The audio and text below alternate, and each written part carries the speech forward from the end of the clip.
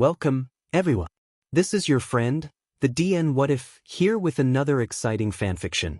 Today, we're diving into the story of What If Deku was the son of the R-rated hero? If you enjoy this video, don't forget to hit that like button and subscribe for more fanfiction content just like this. Now, let's get started with the fanfic. Isuku was not having a good day. He doesn't have good days to begin with, but today's been one of the worst. After having been made fun of in school, again, and having everyone in class laugh at him for wanting to be a hero, stupid Bakugo had blown up his notebook again and claimed he'd never be a hero and to just kill himself. He won't lie and say that he hasn't thought about it. He never would, though. His mother would be absolutely heartbroken. He doesn't know how she'd handle it if he did, maybe stop hero work altogether? He wouldn't want to see the wrath of midnight. The world would finally know the heroine had a son, a kid she left in the care of his surrogate mother as she worked as a hero. She did it to protect him. He knows that. People didn't know that the R-rated hero, Midnight, had wanted a child immediately after she graduated from UA. After all, who would think someone whose entire theme oozed SEC appeal to want to be a mother, destroying her body, in the process? People would have speculations that she wouldn't be a good mom because of her behavior and personality. She didn't have time to carry a child while trying to jumpstart her career, but she wanted a kid. She'd always wanted one. He'd been the product of a sperm donor and Midnight, given to a surrogate mother he loved dearly. Gestational surrogacy, that's what Inko had explained to him one day after the bird and the bees talk. He knows that Namuri loves him dearly. He knows that. And he knows that Inko loves him like he's her own, too, but he just doesn't feel like he's wanted at times. Not at school, certainly. No one wants to be around the kid who fakes a quirk and hides his real one, even if they don't know that. Why would anyone suspect a kid who coughs lavender clouds that don't do anything to be the son of a hero? His quirk is like his mother's. When he breathes, if he wants it, the breath can knock someone out for hours or not at all. While it doesn't spread from everywhere like his mom, it makes him a weaker version, one that can fight only in close combat.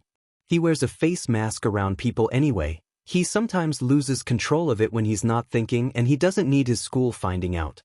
The good thing about the SPRM donor who fathered him, though, was fire breathing.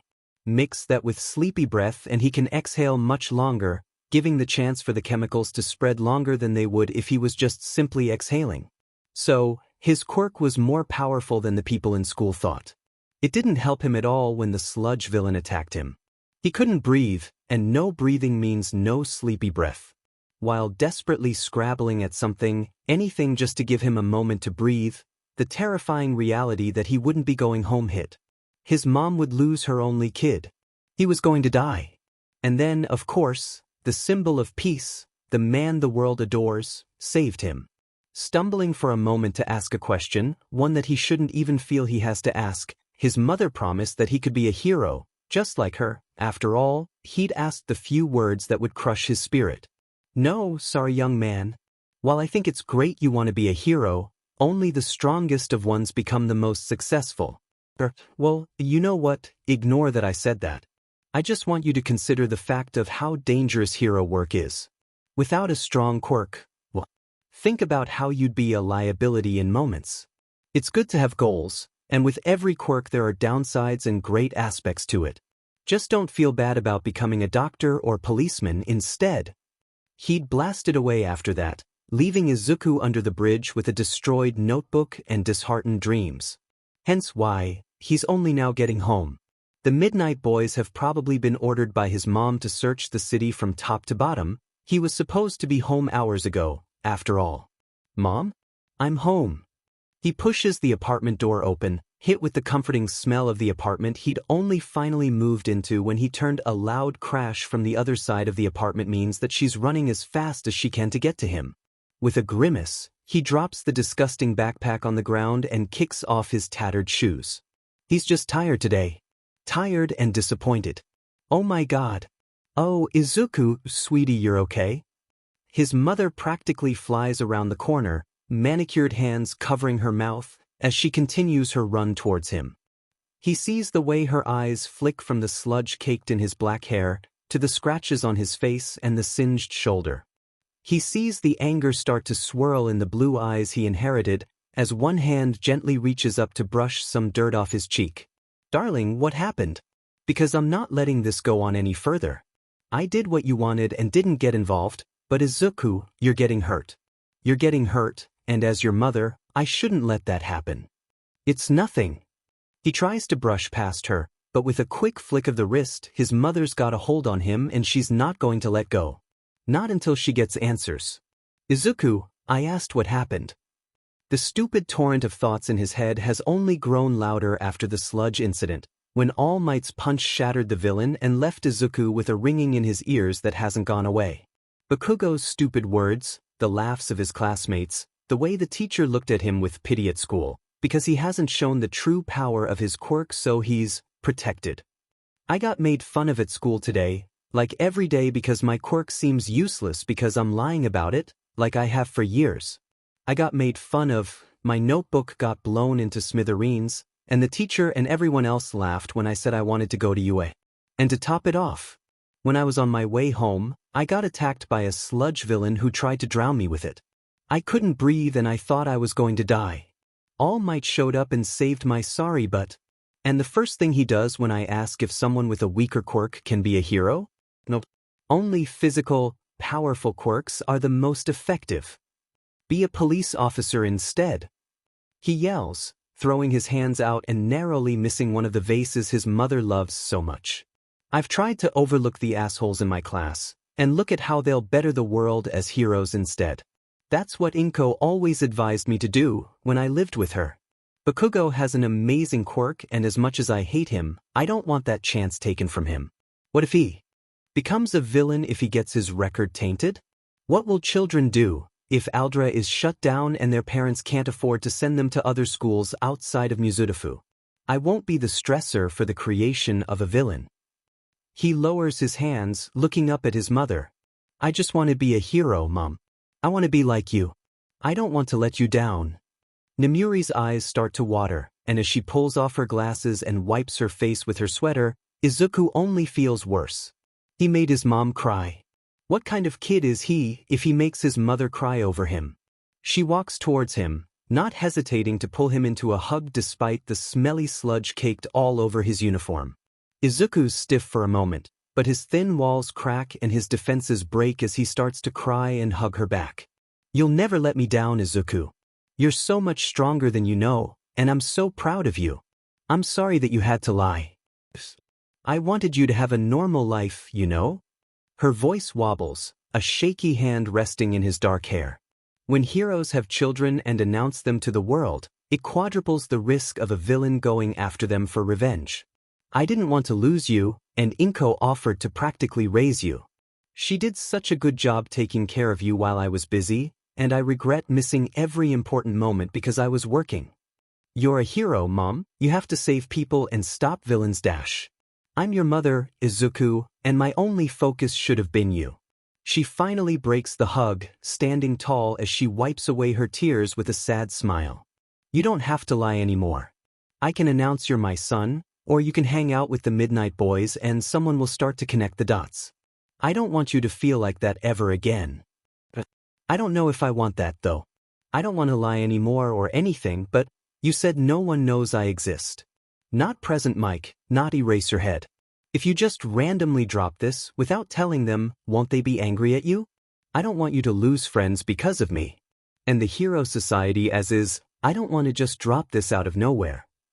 He sighs, kicking at the carpet on the floor. Can we wait until UA? Why then? Because. Izuku huffs, taking in a painful breath.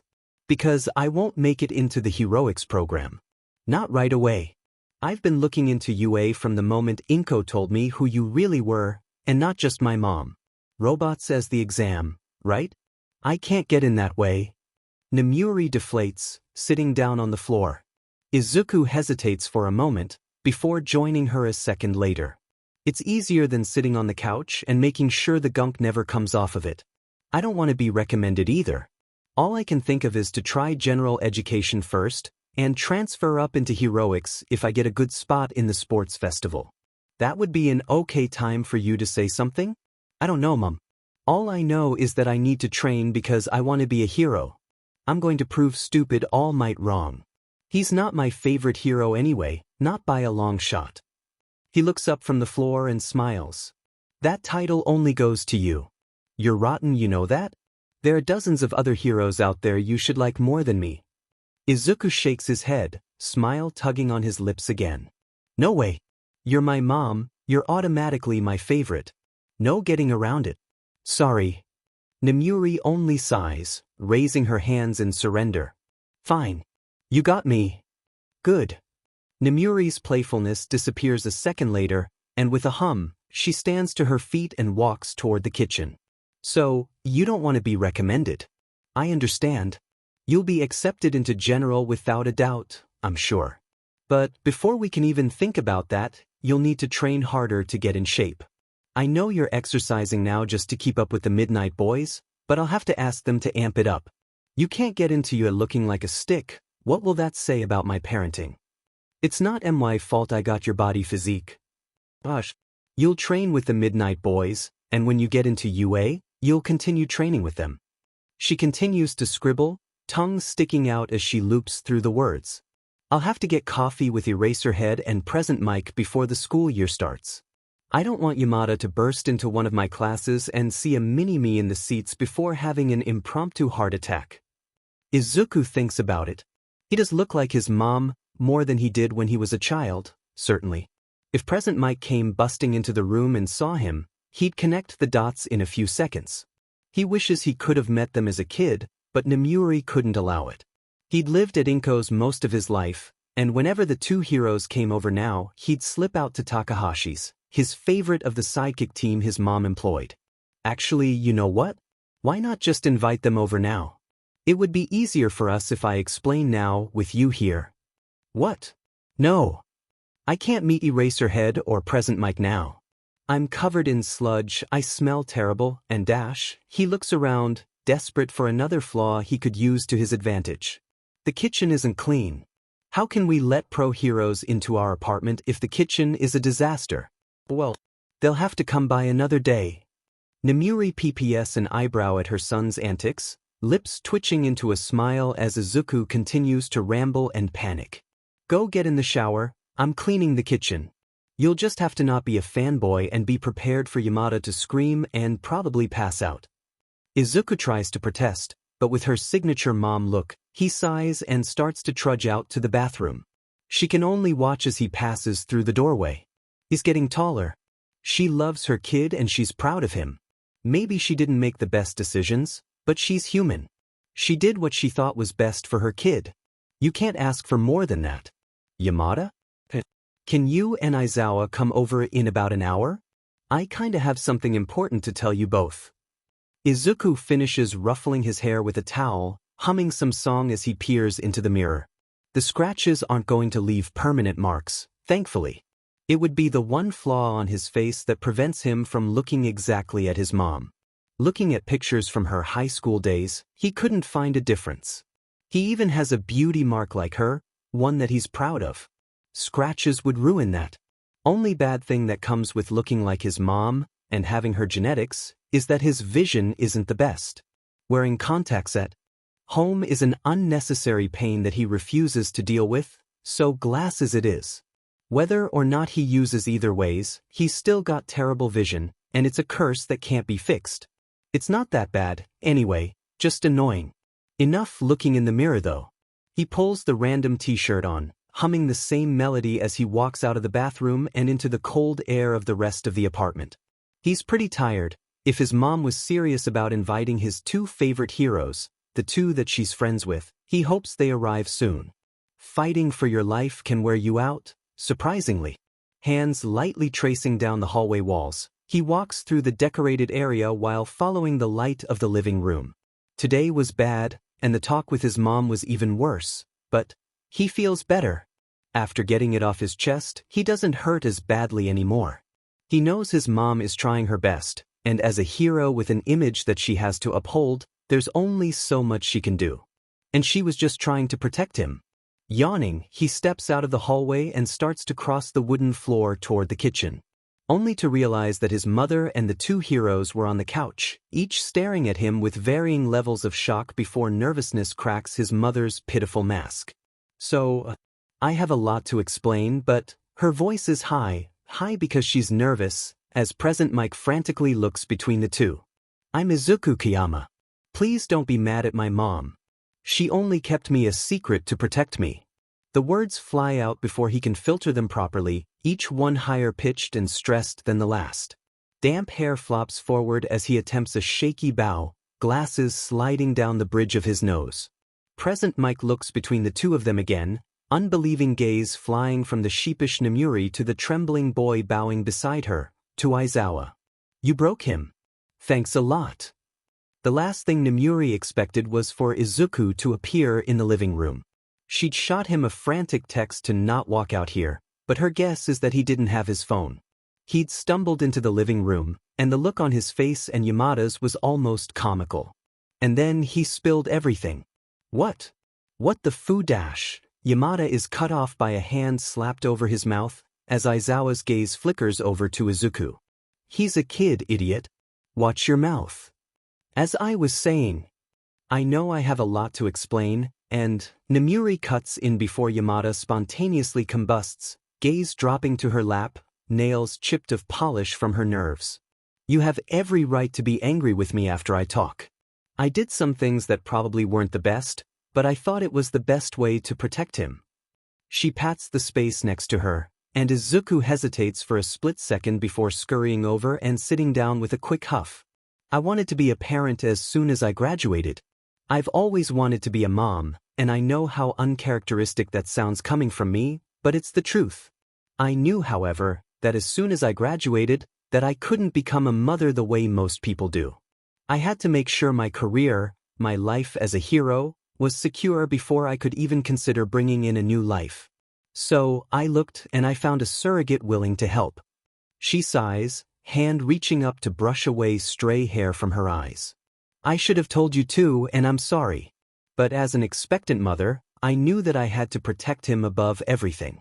I didn't want to bring him into the world of heroes. I didn't want him to grow up in spotlight and have people wanting to try and kidnap him. My entire persona at that age was SEC appeal. If I brought out a kid into it all, I wouldn't have been able to keep my career. I know I should have told at least you too, but in a scenario where anything happened, I wanted no knowledge of my son to exist. The only ones who know are his surrogate mother, who raised him while I worked, and my sidekick team because when he was older, I couldn't leave him with Inko all the time. Izuku leans against her shoulder, troubled eyes searching hers as she pecks his forehead quickly. I understand if you're angry. We're close friends, and I should have trusted you with this. You probably could have helped me raise this stinker better. You raised me just fine. You and Inko both. Izuku cuts in, before she can say anything else self-depreciating. So. God, hold on. I need a minute. Just a minute. Yamada rests his head in his hands, blonde hair inching out of the hurried bun he'd put it in. This is just a lot to take in. Good. Nemuri, you're a... And he looks just like you. The yell shakes a few of their dishes, and Izuku winces as one of the vases falls to the ground with a crash and shatters. That was one from China, bummer. You aren't angry? Neither of you? Irritated, maybe, but the world of heroes is different for me than you. I understand why you'd want to protect him and keep him away from the life you live. You're a parent, it's your natural instinct to protect him. I didn't ever think this would happen, but no, I'm not angry. Shocked, concerned, maybe, but I know you acted the best way you know. I couldn't be angry at you for that. Aizawa says, voice gentle as Nemuri's eyes start to water. Shoyuta, I don't just deserve forgiveness just like that. We're best friends, we have been since school, and I kept something about me secret from both of you for years. What would have happened if I died in duty? Inko would be slammed with raising him fully. If I'd told you earlier, and something had happened, he would have had someone to go to. But nothing happened. You made the right decision off the top of your head. And I'm not here to judge you for that, I'm your friend, not your interrogator. He rolls his eyes, so shut your mouth with your self-depreciating talk because from what I can see, your kid loves you and you raised him right. Kankiwai. And you're back. He sighs, rubbing his temples before turning, unimpressed gaze snapping to Isuku. What do you want to do in life, kid? Isuku startles to attention, posture going stiff as his eyes scream panic. Well, I want to be a hero. I don't have one of the best physical quirks out there, like, at all, but I still want to be a hero like my mom. Putting people to sleep doesn't seem like much, but I'm going to make it something powerful, just like Mom did. Aizawa opens his mouth to ask another question, but Izuku's beaten him to it. From what I know now, my quirk is basically just like my mom's. All that's different in the way it's released is that I can only breathe it out through my mouth, but its effects are the same. I put people to sleep, and from what we've been experiencing with. His face goes dark, fingers clenching the fabric of his pants. I can make them sleepwalk and control what they do while they're asleep. I don't know if my mom could do anything like that, but that's what somnambulist literally means. Sleepwalking, sleepwalker. They snap out of it whenever the sleep aroma wears off, or if they're woken up. It's not a very nice quirk, in aspects like that. Nemuri sighs, ruffling his hair once as Aizawa goes quiet. Yamada looks like he has a million questions he's dying to ask, but before he can, Aizawa asks something else. Where are you planning on going if you want to be a hero? I'm shooting for UA. I certainly won't pass the heroics entrance exam, but I'm going to go through general education first. After that, I'm going to win the sports festival, and I'm going to transfer into one of the heroics classes, so. The fierce look in his eyes takes both pro-heroes back to their high school days, when Nemuri first found them on the roof. Be prepared for if I land in your class. The silence that follows is only a few seconds long, before present Mike chimes in enthusiastically. The little listener has got some serious spunk. Oh, kid, the stories I have to tell you about what your mother got into at UA. Oh, the memories. She was something else, always infringing rules, and her first hero costume, phew. She was the reason they had to enforce costume regulations. I'm sure she hasn't told you any of the things we got into as kids, no siree, but lucky you, I remember a lot. He yells, fists punching the air in excitement. Izuku's confidence melts away almost instantly, but the curiosity stays as a little mischievous fire sparks in his eyes. I'm always down to hear more stories on what she did. Nemuri rolls her eyes, before standing to her feet and walking towards the kitchen. She doesn't have to look back to know that Aizawa is following her. She feels like he's the one who deserves the apology the most. Once they're out of sight of the two, Nemuri collects her thoughts and turns to her old friend. Thank you for listening to him talk. Apparently he met All Might earlier, and it didn't go over so well. He didn't tell me the full extent of what was said, but I can't help but feel it wasn't what he needed to hear. He's been keeping the true nature of his quirk a secret at school. Well, not really. He just chooses not to apply it, so it's not really keeping it a secret, but Nemuri. Aizawa rubs his temples, tired eyes shut momentarily. I'm not mad you didn't say anything. I tried to make that clear earlier. Your kid is right. He's not going to be able to do anything in the entrance exam because it's robots. I hate they changed the test, but there's not anything either of us could do about it, so don't you dare try to change it. It's illogical and could cost you your job.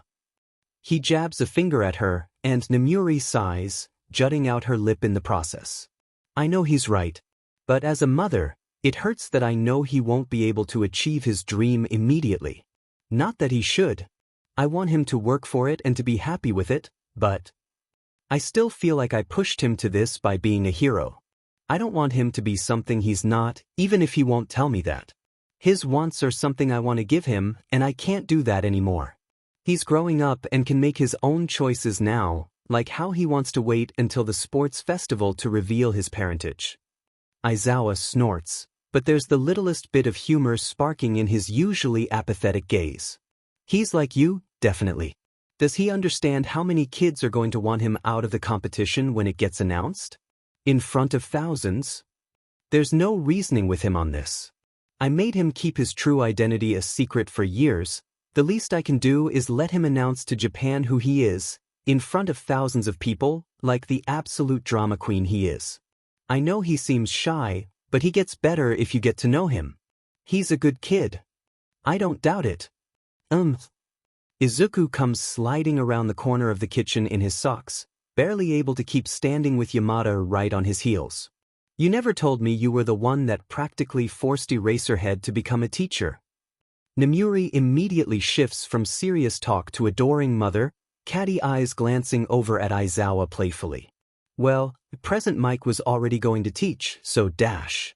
I mean honestly, that's so cool though, because he's super stubborn and doesn't take shit from anybody, and the fact that you just basically bullied him into the position says a lot about you, Mom, and I still can't believe you managed to pull it off, but that's a good thing, since he's the best teacher UA has at this point, and dash. Wow kid. I'm standing right here.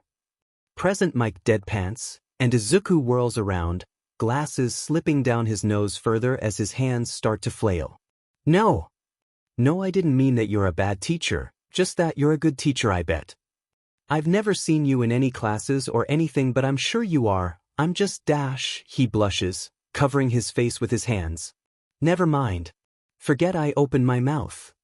Nemuri ruffles his hair as he has an internal crisis, gaze meeting the eyes of her friends. She's a mother, so maybe the feeling of concern about finally opening up about her personal life will always stay. She doesn't know.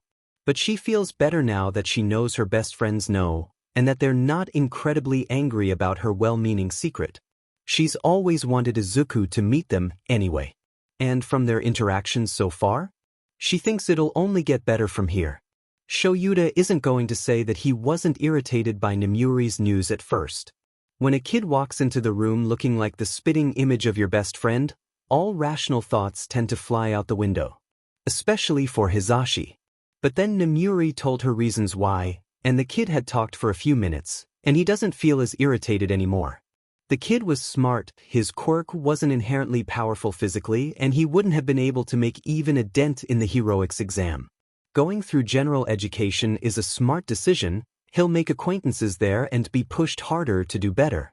If his quirk is as powerful as it sounds, the sports festival will definitely be interesting to watch. And every year he gets some stuck-up hero brats that usually get their butts kicked at the sports festival. If Izuku Kayama is anything like his mother, God, he does not need another doe-eyed, happy-go-lucky student that flusters absolutely everyone they talk to. He's not going to be able to handle teenage heartbreak and drama that comes when a pretty student breaks hearts. If the kid gets into heroics, Nemuri is not going to help with his costume at all. The world doesn't need another R-rated hero. And that all depends on how hard he's willing to work, and if he can handle being a hero. Well, he's just going to have to wait and see. If Izuku Kayama truly does want to be a hero, well, the world will easily fall at his feet and make it easy. It's just like handing candy to a baby for him, when the revelation on who his mother is comes to light. It all depends on how he reacts to it all. The boy didn't talk enough for him to get a clear enough read, and he's certainly not going to pry at him and have Nemuri lose her sheet. He's just going to have to wait till UA, and if things turn out in a way that's unfortunate, that's just how the cookie crumbles. The kid will have to work harder for his dream. And if he does get into UA, and he does get into the hero course, he's going to have to start carrying around his vodka flask again, because he's definitely going to need it. He's glad Hizashi didn't seem upset about it. If anything, he can see the trouble the two of them are going to cause, tormenting the UA staff. He can't help but think about how Shirakumo would react to the kid, even if he wishes his traitorous mind wouldn't bring it up. He'd like the kid, probably take him under his wing. God, he'd make sure the kid turned out just like Nemuri if he had his way.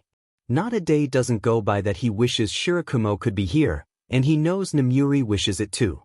And as he gets home and flips through an old photo album, fingers brushing against photos of his friends in high school, he can't help but realize how old they really are. They're not teens anymore. Nemuri is a mother and has been for years. He and Hizashi are married, and Shirakumo. He never wants to go through anything like that again. He's determined Nemuri's child will not follow the same fate. He's not going to give anything to the child other than criticism, but in a scenario, he's not going to let him get hurt. He's seen students of his before get injured, and a few even die in the field within a year. He's been broken by the deaths of people he cares about many times before, but with this kid, It's the start of him realizing that this is what forces his friend to move forward. He doesn't want to lose another friend by watching her will to live fade. This kid will be someone he keeps an eye on, nothing more. He's going to do a better job than he did with Shirakumo. His phone pings, and after fishing it from his pocket, smiles slightly at the old picture Nemuri sent. Shirakumo was right. She did end up keeping Sushi like he thought she would. The cat was being held in the grip of the kid, eyes grumpy but not fighting the adoring grip of the child. Nem, that cat put up with Isuku for years. I still don't know how he didn't just book it to your place some night. Shoyuta, he was a good cat. If he stayed with you, you treated him well. Tossing his phone aside, he looks down at the album one more time. They're not kids anymore, sure, but he's dedicated his life to teaching them. No matter what comes of the startling revelation he'd been slapped in the face with, he's going to continue teaching. And if he gets stuck with Midnight's kid, he's just going to have to live on vodka and class naps and hope that Hound Dog is ready for heartbroken kids to wail in his office for hours on end. Bakugo doesn't get it. Ever since he could remember, he'd been followed around by the small brat that called him an annoying nickname and wouldn't leave him alone. He was bearable before their quirks manifested, but afterwards, when he'd received his explosions and Deku got pathetic little puffs of colored air, was when Bakugo wanted nothing to do with him. Purple-colored breath that doesn't do anything, how lame of a quirk was that? His own is much better. And Deku said he wanted to be a hero. What a joke. The idiot was going to get himself killed, if he even tried. His mom's quirk wasn't powerful, and neither was his. He tried to tell him nicely, it was nice. Nice to his standards, anyway, that it wasn't going to happen, but when the FING idiot wouldn't give up and kept following after him because he wanted to bother him, he had to step up to the next level. Someone with a weak quirk like that would never be a better hero than him, or even be a good hero at all. He was just so annoying with his stupid muttering, and those stupid notes that would never be worth anything. His persistence was childish, and after trying to beat it into him, he'd hoped it worked. He didn't understand how Inko put up with him as long as she did. So, you can imagine his surprise when months after graduation, his mom made him go over to Inko's apartment only to find out Deku wasn't there, and hadn't been there for a while. Oh, sorry, Katsuki. Isuku, he doesn't live with me anymore. What? Oh, dear, I thought your mother told you, or at least Isuku, considering you're friends. Guess not. I carried Isuku for someone who couldn't, so he's not my son. I just took care of him until his mother could. She smiles, a smile that for the longest time Bakugo thought Isuku inherited. Oh, thanks, sorry for bugging you. The words feel strange on his tongue, heavy and weighted as confusion clouds his head. What does she mean? Deku isn't her kid. Now that he thinks about it, actually thinks, there's not an entirely strong resemblance. He'd always thought Izuku's hair was black because of his dad. Maybe that's right. He doesn't know. He doesn't know anything about Deku, like he thought. The stupid little brat that had clung to him like glue had kept everything about his true life secret, when he always told him everything he could about his quirk and how he just knew ways to make him better, as if he wasn't the best already. After a goodbye exchange, he was left to wander the sidewalk back to his house. Who does that brat think he is? They were friends when they were kids, they grew up together, and neither his mother nor that little bastardy decided to tell him that Deku wasn't related to the woman his mom told him to call auntie? Does he think he's better than him, better enough that he doesn't need to share his true parentage? The rare voice of reason pleads in his mind that maybe it's because Isuku is ashamed of his parent, or that he thought it was personal enough that he didn't want to share it. He didn't have to share anything that was personal to him. The normal part of his mind screams in rage, pulsing as a headache starts to form. He's angry.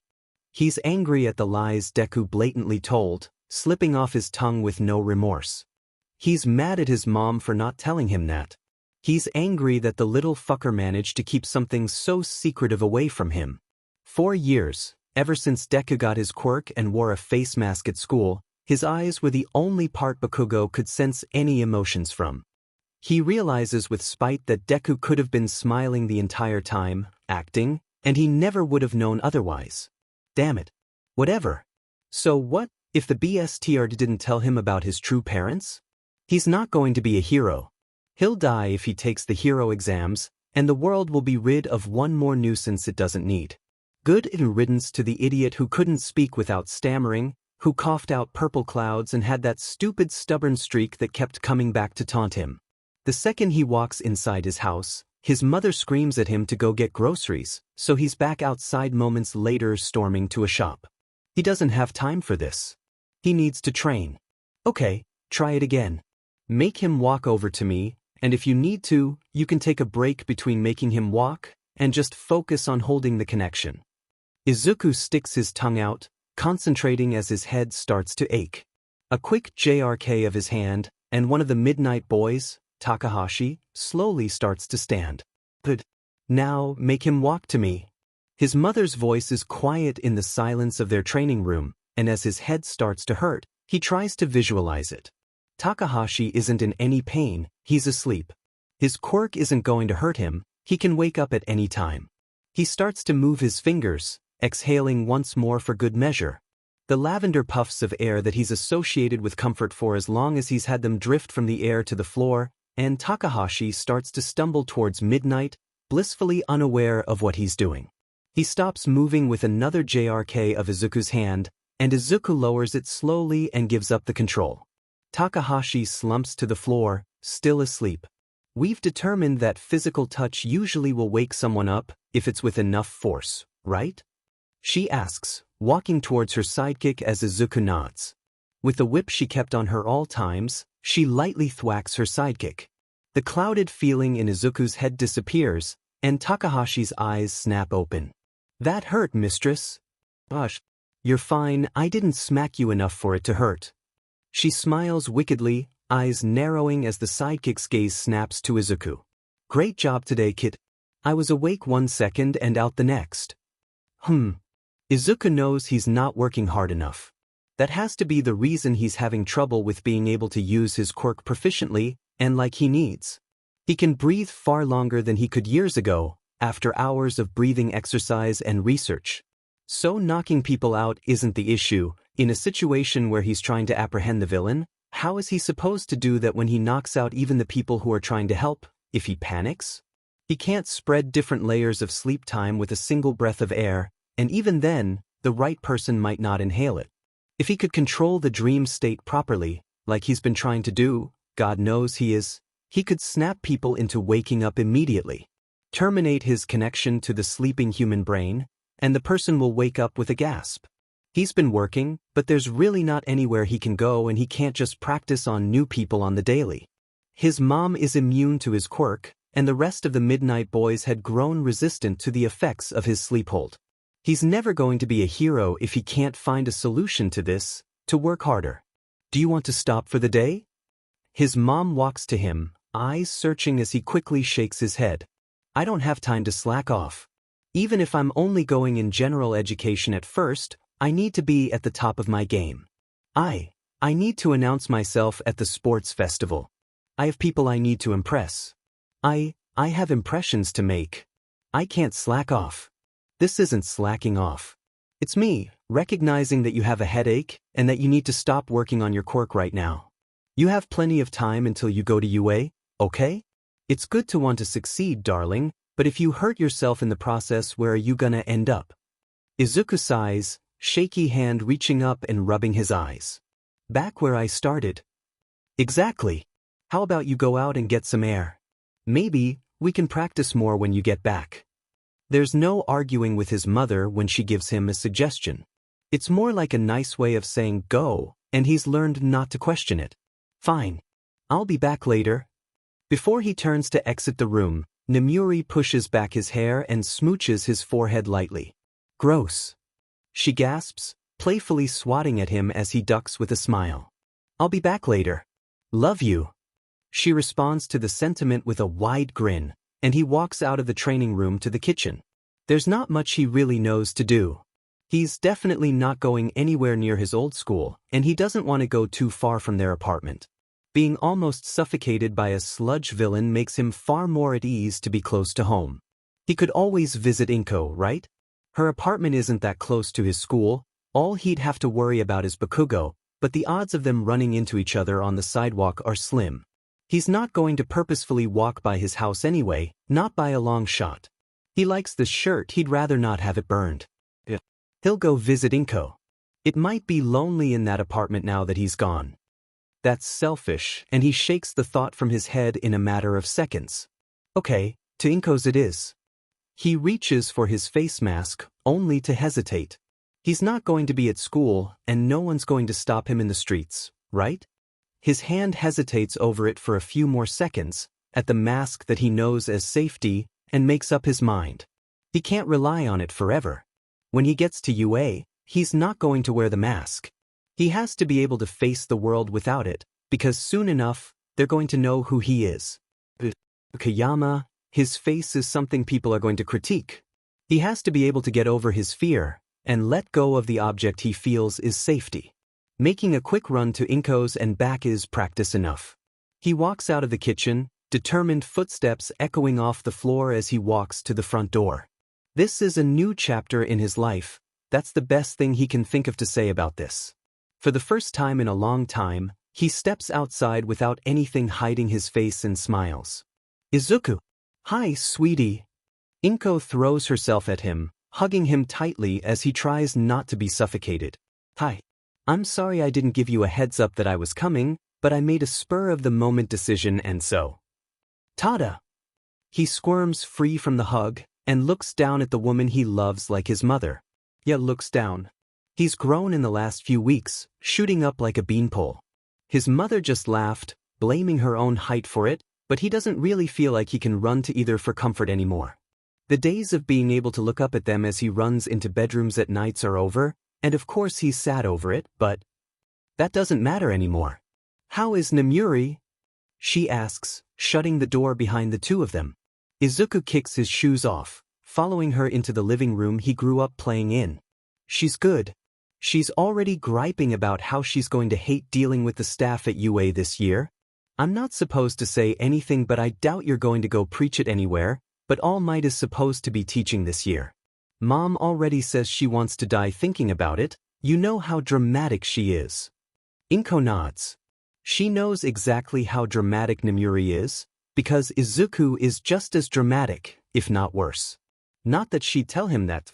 She has dozens of videos of him acting as dramatic as a child could be. You're planning on going to UA too, right? Isuku nods, the worried little feeling he'd been hoping would go away coming back full force. I won't pass the heroics exam, though. I'm not going to even take it. The best thing to do is just go through general studies and transfer into heroics later. A longer path, but hey, it's good for me anyway. Isn't Katsuki going to UA, too? Does that mean you'll be stuck in a class with him? Unfortunately, Inko's question is something he's been worrying about lately. Bakugo is obviously going to pass the exam with flying colors, and when Isuku himself transfers into heroics, it's possible he'll land in the same class. I don't want to think about it. If that happens, I'm just going to have to put up with it, I guess. He pulls his legs onto the couch, wrapping his arms around them. Worst case scenario, I can just knock him out for a little bit. I just hope the teachers don't hate me or anything if I do it. A hand slaps down onto the couch, and Inko sits straight in her fury. If they do, they're going to have to deal with your mother and I. And it won't be pretty. Isuku shivers. He doesn't doubt it. I love you, Inko. Oh, I love you too, sweetie. He leaves the apartment an hour later, hands in his pockets and eyes tired. The fatigue from earlier set in, and he can barely stop from yawning as he walks through the streets. Oi! Oh no! He recognizes that voice. Don't you even think of running from me, Deku? In his experience, it's best to do so and not head for the hills. He can't run home anyway. His mom's security would end up calling the police on Bakugo, and he doesn't know how he's explained that and get Bakugo off the hook. So, he stops walking and looks up from his feet. Bakugo's stomping towards him, grocery bags in hands, before he momentarily pauses. Isuku can see the confusion flash over his face, and it hits him like a brick. He's not wearing the face mask. Bakugo hasn't seen him without it for years. It must be a shocking sight, if he stopped his angry tirade to frown, puzzled. Look, hi, Kaken, but my mom is waiting for me and I kinda have to get home so by dash. That chased the confusion from Bakugo's face in a heartbeat. The snarl he saw while growing up makes its grand entrance, and he sighs. He's gonna be here for a while. Mind telling me why I went to your house and Auntie said you're not her kid? You could have told me, Deku. Anger sparks, a feeling he hasn't let fester for months. No, I didn't have to. And I still don't. You don't get to know everything about me, Kaken. He says, voice low as he sees the footsteps approach him. His shirt gets grabbed before he can think otherwise, and he's startled to the fact that he's not looking that far up to see Bakugo. Bakugo notices it too. What did you say to me, Bifidi? That's what you are, right? Do you even have a dad? The one working abroad isn't even related to you. He taunts, smirk working its way on his face as his grip tightens. I know you're trying to get me to spill, but I'm not gonna say shit. You aren't the boss of me and I don't have to tell you anything, Katsuki. He stills, like he'd been slapped. Now let me go. My mom needs me home. His voice slides into the pleading tone he's had to adapt in the years, because he's been scared. He's still scared, now, even if Bakugo can't do anything. There are people on the street, some sparing curious glances between the two. He doesn't let go, and Isuku can see the anger starting to spark. Before he gets a black eye or a burn, he tries to run through every action he can think of to get away. The only one he knows will work immediately is one he could get in trouble with. But it's self-defense. He just wants to get home. So, he opens his mouth, and the lavender scent floods between the two. Bakugo collapses like a limp doll, and Isuku has to think quickly. A quick flick of his arm, and Bakugo is standing straight again. Come on, let's go. He grabs the groceries Bakugo dropped, and starts to walk down the road he used to follow his ex-friend down, years ago. You know, it had been a normal day for Shinso. Not that he has a lot of them, usually, he's just trying to keep a part-time job and not have to deal with the chaos of his parents. Not today though. Today marked the 3-week PRD before the heroics exam. The exam that he desperately wants to pass, that he's just crossing his fingers that some being out there will help him with. And considering he was going to have a full-on breakdown at home and have to deal with his dad's wanting to help even though they can't, because no one can understand, he left the house to bike. Biking is the one thing he can genuinely say he's good. The one normal thing, anyway. Making friends? Definite no. Being likable? Also no. Being able to ride a bike and get out of his house is his only escape because when he's on a bike, he can forget what he's been handed by the universe. It's just him, the rush of wind, and his feet pushing the pedals. He's never been more thankful for his quick reflexes, too, because as he approaches a neighborhood, an idiot steps straight out in front of his path. He's barely able to stop pedaling in time, and the person jumps back with a shriek. What the f do you think you're dash? Oh my god, I am so sorry. The prettiest person he's ever met looks at him, hands flailing as he stumbles back onto the sidewalk. Shinso can't even form words. The boy, if he had to guess, is probably his age and dear lord.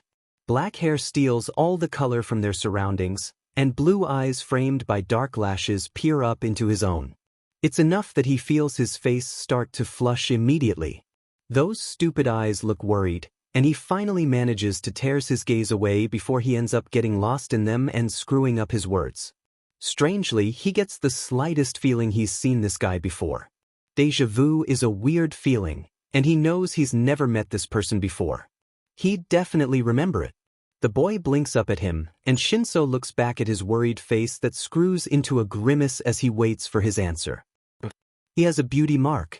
The boy's eyes glance towards the ground, cheeks pink, and Shinso realizes he's been staring.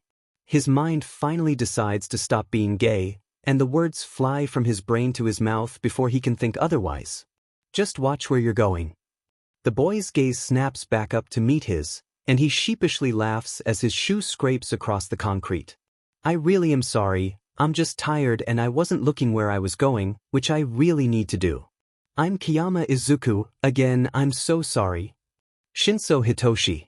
Just be careful from now on, don't get yourself killed. His mind is racing 1,000,000 miles a minute and he's actually about to pass out if he doesn't get away from here fast. Maybe he can talk to him, get his number? There's a cat cafe a few minutes away. He needs to visit the cats again. He knows Maki would be happy to see him. But what if Kiyama doesn't like cats? That could ruin everything. He doesn't even know how to go about with this entire situation. Reality hits him like a slap to the face, though, when he hears the word Quirk from a passerby on the street. This guy wouldn't even be talking to him if he knew what his quirk was. No one does. There's no use in thinking about what could happen when life has made sure he'll never find someone willing to listen or not fear him. He's had so many reactions through the years, and they were all similar. He doesn't want to go through that again. Not today. Feet aching, he starts to push off, but the boy grabs the handles of his bike. Can I, get you a coffee considering I almost caused an accident and probably would have killed your bike? Shinso wants to say yes. He really does. Kiyama seems nice, and he's pretty, but that's not the reason it's not. But he's not going to befriend someone, just to have them leave. He's not going to put his feelings on the line again. No. My parents want me home. Kiyama's hopeful smile drops, but a smaller, resigned one appears a second later. He starts to pedal away, and Kiyama yells again for good measure. Maybe we can meet up another time, I don't know. Be safe, Shinso. Shinso won't look back even if he wants to. This was just a roadside encounter, one that he'll forget about in a few days. Nothing could have come from this anyway. Nothing ever does. Isuku watches the guy with great hair bike away, and he feels pretty proud of himself. Not proud of the fact that he almost got hit by a bike. He's not proud of that. But he talked to someone without his mask on and he didn't screw up. That's a good start. He can't help but wonder if something was wrong though. If someone stepped in front of his bike, sure, he'd be irritated like Shinso was, but something else was wrong. He seemed willing to talk to him for a few seconds, but then biked away without another thought. Hopefully it wasn't something he did. Coffee is never anything offensive, right? He shakes his head, clearing the thoughts away as he continues to go home. There's no way he's going to be able to train tonight, not after having to exhaust his quirk while walking stupid Bakugo back to his house. The best thing to do is just go home and sleep this off. He doesn't have time to dwell on 5-minute interactions, not when he's got a plan he has to follow with multiple steps that still make his head spin. He doesn't have much longer to prepare, and the sports festival happens so soon in the year that he has to make every second count. It doesn't matter that the sports festival isn't the only shot into the hero course. He doesn't know if he could uphold the almost perfect grades required for a transfer. That's happened so few times in UA history that he doesn't want to try and risk it. He starts to run, huffing as one foot goes in front of the other. He needs to make his mother proud. Coffee with dudes you almost give heart attacks will just have to wait until after he's in the hero course. It's foolish to think that out of every passerby he runs into that they might want to go to UA, but he can't but help wondering about it anyway. Shinso Hitoshi, a name that matches the mystery around him as he biked off. Isuku wants to know more about him, but given the fact he wouldn't even stick around, he's not sure if that would have happened. He can't do everything he wants. His mom is worried enough as is. His dreams take a dark turn as the day approaches. Normally, sleep hasn't been an issue for him. Despite his mother's bloodline and quirk, sleep was as easy as it was for everyone else.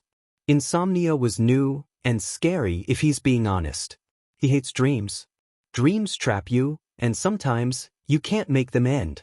Being trapped in your own head for an indefinite amount of time, with whatever the human mind creates, is terrifying. And lately, he's been having dreams about everything falling to pieces around him.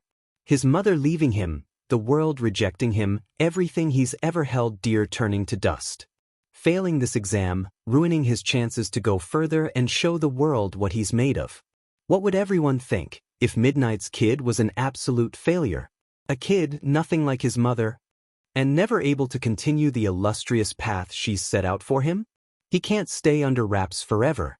His mother had already contacted the HPSE. His little announcement at the sports festival was approved. If he screws up and doesn't pass the general studies exam, they're going to make Midnight release the news anyway. Society would blame her. Of course they would. She kept her kid a secret from the hero world. If he did well, they'd praise her for it and applaud her methods. If he failed, they'd blame his mother. So of course, The day of the general exam, he's running on 2 hours of sleep and just wants to cry. Isuku? Are you feeling okay? His mother places her cup of coffee on the table, walking towards him with a palm extended to feel his forehead. I'm fine. She stops, watching as he brushes past her to pull the milk out of the fridge. Oh, okay, well, do you want me to make you breakfast before we leave or dash? I'm good. He's being snippy, he knows. But he's tired and he feels like he's going to vomit, and if he tells his mother, she'll want him to stay home and rest. He can't do that. Not when his future is literally hanging in the balance. He has to get a good score on this exam or everything he's planned is gone. Don't get snippy with me, Isuku. I know you're worried and stressed, but I'm just trying to help. His voice catches, throat burning as his hand holding the glass starts to shake. He shouldn't be acting like this, and he knows it. He knows he shouldn't. His mom is just trying to find out what's wrong, but he's about to cry and he doesn't know what to really do. I know, and I'm sorry. Nemuri takes the glass, eyes sympathetic as she puts it on the counter. Isuku, dear, you have nothing to be worried about. You're talented and smart, and I know that you want this so much. You're going to do it. You've been working so hard, and no amount of insomnia is going to change that. I'm so proud of you for working for this. It's going to pay off. She taps his nose with the tip of her finger, and Isuku starts to cry before he can think otherwise. Nemuri pulls him into a hug instantly. She's seen some people raise their sons to not show any emotions at all, and others to show only anger. She raised Isuku to cry, like a human. That doesn't mean seeing him break down doesn't hurt. There's not really anything she can say to make him feel better. Reassuring him isn't going to do anything. The only thing she can do is be here. She lets him cry for as long as she can, and of course she feels bad for breaking the hug, but she doesn't have a choice. I'll get you a cloth to wipe your face, but try and eat something real quick, okay? You've got 15 minutes until we leave. His hands that look similar to hers, wipe away tears as he goes back to trying to get a drink. I really don't think that's a good idea, unless you want me to puke it up in your car. Nemuri throws her hair into a bun, before handing her son the wet cloth. They really don't have much time, and as much as he needs to eat, she knows he's right. And she doesn't really want to clean vomit out of her car. Hey dude, just make sure you grab your bag, you're going to need every pencil you have in there. He nods, wiping his cheeks and hoping the red staining them fades soon. He knows. He's going to have to apply every bit of smarts he has, just to pass the written exam. After that, things are going to get even harder. He'll be okay. He has to be. He won't get a break after this. Taking this exam and hopefully passing it only opens up his opportunities further, and things are going to change for good. There won't be any more lazy weekends, he simply won't have time. As he grabs his bag from the kitchen table, he tries to push away the vomit that wants to make a grand appearance. His mom fixes her glasses, and that snaps him back into reality. There's going to be tons of kids there. Quite frankly, he's not ready to show his face yet. Hold on. I just need to grab my face mask. He runs through the apartment, dodging the pots and artwork as he slides into his bedroom, grabbing the mask off of his desk. The nerves fade slightly, and he looks in a mirror. This is the face of someone who's going to be a hero, no matter what others say. His mom believes in him, and that's all he needs. He just has to keep a level head in the exam, and he's going to be fine. He's going to be fine. He runs to the bathroom, mask getting tossed to the floor a second before he pukes his guts up into the toilet. Shinso walks through the UA gate, hands shoved in his pockets. He's nervous. He's not going to lie and say he's not. But he just needs to remember the advice from his dads. As useless as it was, considering the two completely different forms of it. He just has to do his best. Whatever happens, happens. There's no getting around it. He takes a quick breath and starts to walk towards the stairs. Shinso? Is that you? No. What are the odds? Is the universe tormenting him on purpose? He doesn't want to turn around because he knows exactly what will happen if he does. He does anyway. Those blue eyes from weeks ago meet his, and his mind betrays him almost instantaneously. You remember me, right? He's not going to answer that question. Who could forget someone they almost hit with a bike? Kiyama, Didn't expect you to be here. The boy flushes and adjusts the face mask hiding his smile. Well, I decided I'd aim for general education here. It's one of the top schools in the world, after all, and I need a good education. He wants to get away and leave this conversation. He doesn't want to stick around this guy. I'm trying out for the hero course. I'll see you around. He doesn't hear the rest of the words Kayama says, and it's for good reason. If he has to sit next to him during the written exam, he very easily might end up either exploding from irritation at the universe or just die because his nerves and bitter resentment are at an all-time peak. It's going to be fine. Absolutely fine. Kayama runs, stopping beside him, and from what he can guess, smiles. He has to do everything to hold back a groan and not bash his head against one of the walls. Teaching was a chore. Nizu had never been a teacher, but he knew the pain and gripes of his staff. The alcoholic drink corner of the teacher's lounge grew as the years passed. Being a principal was far easier, he supposes. He's not personally responsible for the growth of UA's students, but he does make sure that they're protected and that the school earns the income and respect it needs.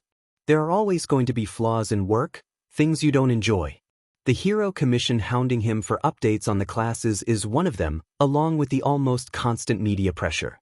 But, seeing the students of UA start off like little cygnets, walking through the doors with wide eyes and smiles, to watching them emerge from UA like swans, confident in their powers and willing to try and save the world. That's why being a principal is worth it. He loves seeing the true potential of the students. He notices it in the first years, when he goes through the files. This year's batch of first years has incredible potential. He'd noticed it upon watching the physical exams. The written exams, though? That's where the geniuses are found. And this year? The highest score, an almost perfect 98, had him as shocked as a genius could be. What shocked him further, though, was the name of the boy and his picture. His eyes run over the picture, and he immediately recognizes those eyes. Oh, these next few years are going to be absolutely magnificent. Reaching for the PA system, he presses the button once. Kayama? Could you come to my office? The woman is at his doorway in minutes, purse slung over her shoulder and a nervous smile on her face. She knows exactly what this is about. He can see it in her eyes. Come sit down. Would you like some tea? Midnight declines, inching towards the seat with her hands tightly clenched. As she sits, Nizu hums, paws holding the folder. This student in general studies is very similar to you. I'm intrigued. His quirk, his looks, his name. That's because he's my son. You know that already, though. She cuts him off, fingers tight around her purse. This information has to hurt to bring up, especially after keeping it secret, like he can only assume. He places the file down, looking back up at Midnight. That I do. If you don't mind my inquisitive side, why didn't he apply for heroics? It's something he wonders about.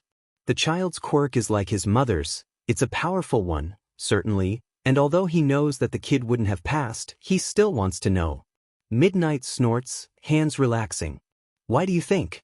He would have failed the exam anyway. He's already got his plans in order. And I didn't tell him about the exam. That's giving him an illogical boost. She sniffs and looks sheepish for a few moments. He overheard a few of my sidekicks gossiping about it because I informed them on what Isuku needed to be trained in. I see. The woman across from him sighs, one hand brushing through her hair. I know you have questions. I'll answer the most obvious. He doesn't want to take advantage of my hero status or be revealed as my son yet. He's got a plan for that too. I need you to approve this as well. She pulls a folder from the purse, slamming down a form on the desk. The Hero Commission wants to know that you're aware that UA will receive a lot of attention once his parentage is revealed. The sports festival is where it's going to be said, nothing special, or big, or anything. Just Yamada announcing that he's my son in normal fashion. Nizu starts to scan through the fine print, reaching for his teacup. He sounds like a clever boy. I take it, then, that he conceals his face in some manner? It doesn't take a genius to spot the similarities between the two of you. He's worn a face mask throughout his school years. I don't know what he's going to do here, that is his choice, not mine. Nizu stamps the bottom of the paper, sliding it back to the teacher. I look forward to having him at this school. I believe the boy has a plan for the sports festival that few students succeed at, am I right? Midnight takes the paper, giving the principal a smile. You're just going to have to wait, sir. He won't disappoint, though. He sips his tea, smile growing as he glances down at the file again. I don't doubt it. The letter arrives at his doorstep, and Hitoshi knows he's failed. He barely got any points, anyway. He heard a few of his old classmates murmuring in class. One had a brother accepted into the hero course, and he'd received a heavy envelope with a projector in it. All he got was a paper-thin letter, and a look of sympathy from one of his dads. He takes the letter to his room, nausea and tears pulsing at the edges as he sits on the floor, fingers running over the envelope and loopy font. Fingers trembling, he rips through the seal and pulls out the letter. Shinso Hitoshi, thank you for applying to the heroics course. However, due to the points system, the 4 villain points were not enough. The 12 rescue points boosts you to 16, but sadly, that isn't enough. Thank you for trying. However, you also applied for general studies, and I am proud to announce that with a 90%, you've been admitted into the course. Welcome to UA, and we hope your years here are beneficial. Best of luck in this year. Principal Nizu. The stupid tears fall down his face before he can do anything, hitting his hands and the letter in one go. They're hot, stinging the cuts on his hand as well as the ones in his soul. He could have done better. His quirk, the stupid exam. It's like the universe has doomed him to failing and to suffer. The letter rips, the paper screeching in its own way as the perfectly typed letters get ripped down the middle, pieces falling to the ground in silent succession. Hitoshi looks down at the letter pieces with swimming eyes and crawls onto his bed, pulling one of his pillows to his chest. The stupid tears he always tried to hide break full force, coursing down his cheeks as he hides in his dark room. He doesn't want to give up.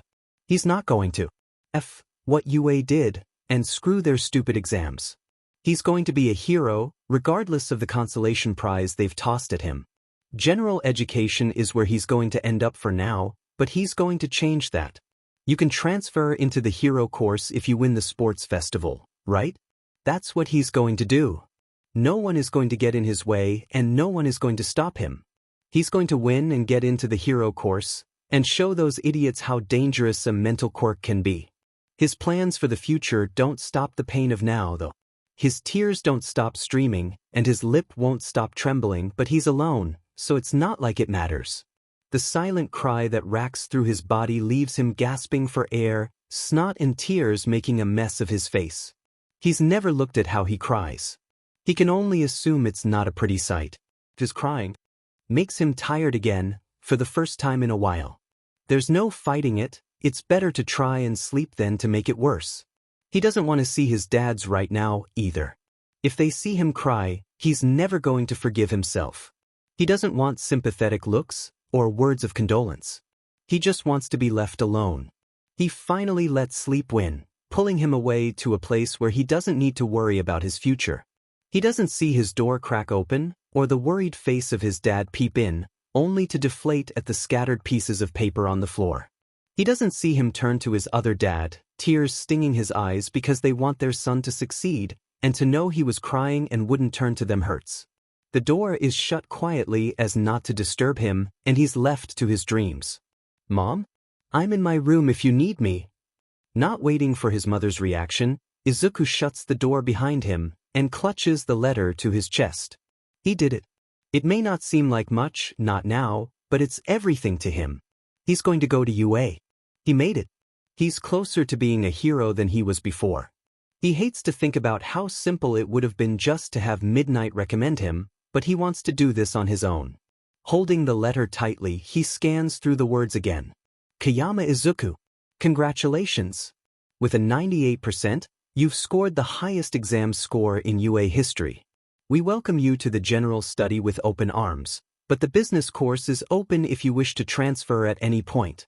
Also, please know that you are more than willing to come to my office. I have the yearbooks from your mother's years here on display. Sincerely, Principal Nizu. He squeals, falling backward onto his bed. He did it. Hand reaching for his phone, he pulls it up to his face and opens his messages. He'd managed to will Shinso's number out of him, and so as a friend, he's going to ask about how his heroics exam went. The message comes through a few minutes later. Shinso, I f'd up and failed spectacularly. I don't want to talk about it. Kiyama, oh, sad face, well, are you accepting the Gen Ed offer?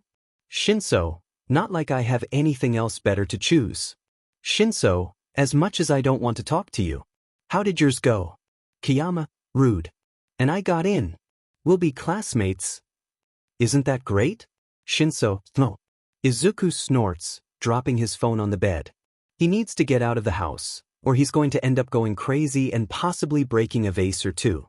And after seeing his mom's reaction to the one present mic broke, he still can't get over that present mic was in his house. He thinks it's smart if he doesn't break another one. Maybe he should go to a library or something. Reading is a good escape and could calm him down. His phone buzzes before he can think of anything else, and he squints to read the message. Shinso, I hate to ask but my parents are really getting on my nerves.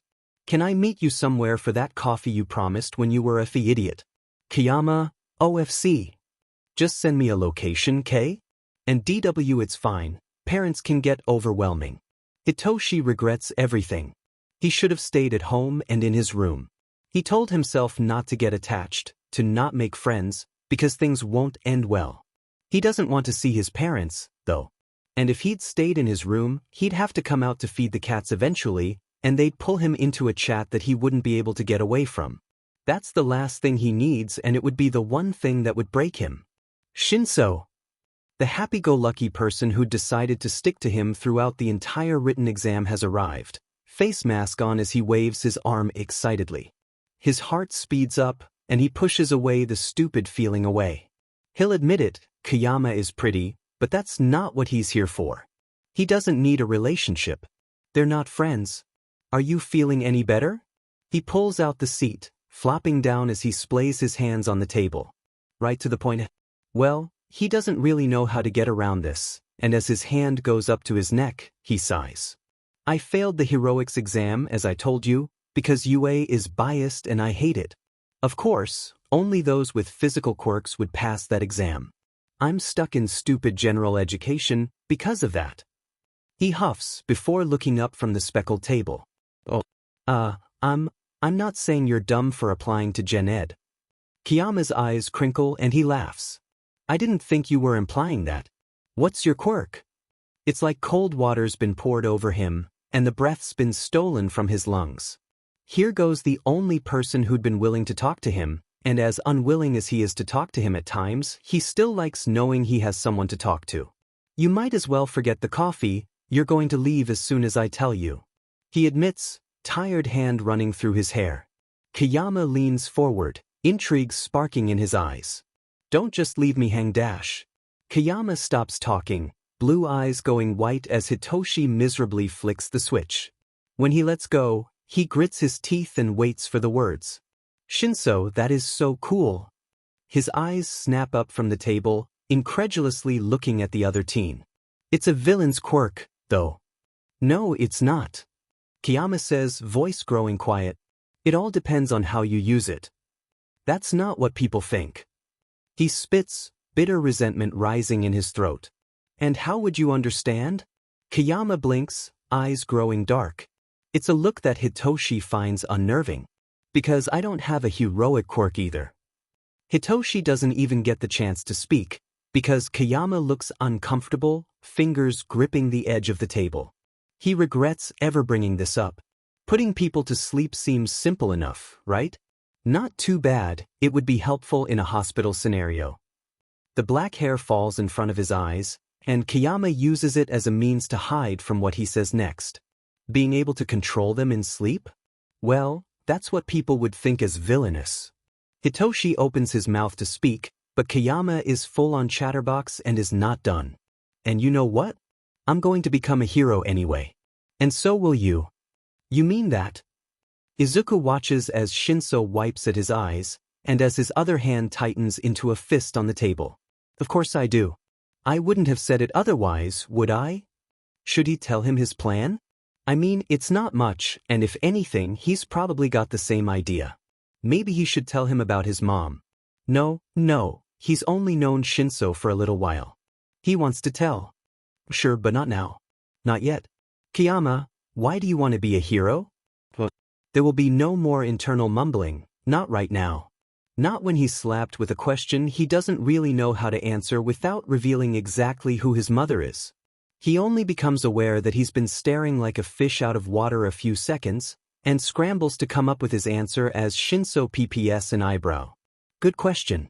I want to be able to save people. There are so many more casualties than necessary, and I don't think people really realize how useful mental quirks are, or non-damaging physical ones. You can stop villain attacks by asking a question and that's all. I can stop villain attacks by putting someone to sleep. The fact that UA didn't accept you into the hero course is terrible, and I hate that that's what happened, but we can make this work. You're stuck with me, Shinso, and we're going to show them that villainous quirks are the most heroic. He exclaims, hands slamming down on the table as Shinso looks at him with wide eyes. Jesus Christ, are you always so dramatic? Isuku flushes, cheeks starting to burn from under the mask as he sheepishly laughs. I'm sorry, I'm just excited. Shinso rolls his eyes, but there's the smallest hint of a genuine smile pulling at his lips, and that's enough for him. What's your genius plan, mastermind? How are we going to get into the heroics course? I won't tell you unless you admit we're friends. No. Demon, okay. Guess you'll have to figure it out on your own. He shrugs and stands to his feet. Shinso snorts, leaning back in his chair. Sit your butt down. Where? He looks disgusted for a moment, like the words genuinely hurt to say. Friends. If he's actually panicking because he hasn't had friends. Ever. No one knows that. Glad that you admitted it. Anyway. First things first. He gives the lilac-haired teen a look down, and teases. You're going to have to work out and get a solid exercise plan. You don't really think you'd be able to beat anyone with just your quirk, did you? Shinso stops looking at him, deciding the floor tiles are far more interesting. Oh my god, you did. Isuku can't let this slide. No way. The only way they're both going to get into the hero course is through hard work, and scooting by on your quirk will not cut it. He's been taught that by his mother and her sidekicks alike. Look, I just haven't had the time. Shinso groans, plopping his arms on the table and dropping his head on them. I just got adopted and I'm kinda struggling with things right now, like not really wanting to be adopted but not having much of a choice, so. No, I don't have a plan, and yes, I was gonna end up going just with my quirk. He admits, voice muffled from his arms. Well, I'm glad we met up, because you'd fail the sports festival if you tried that.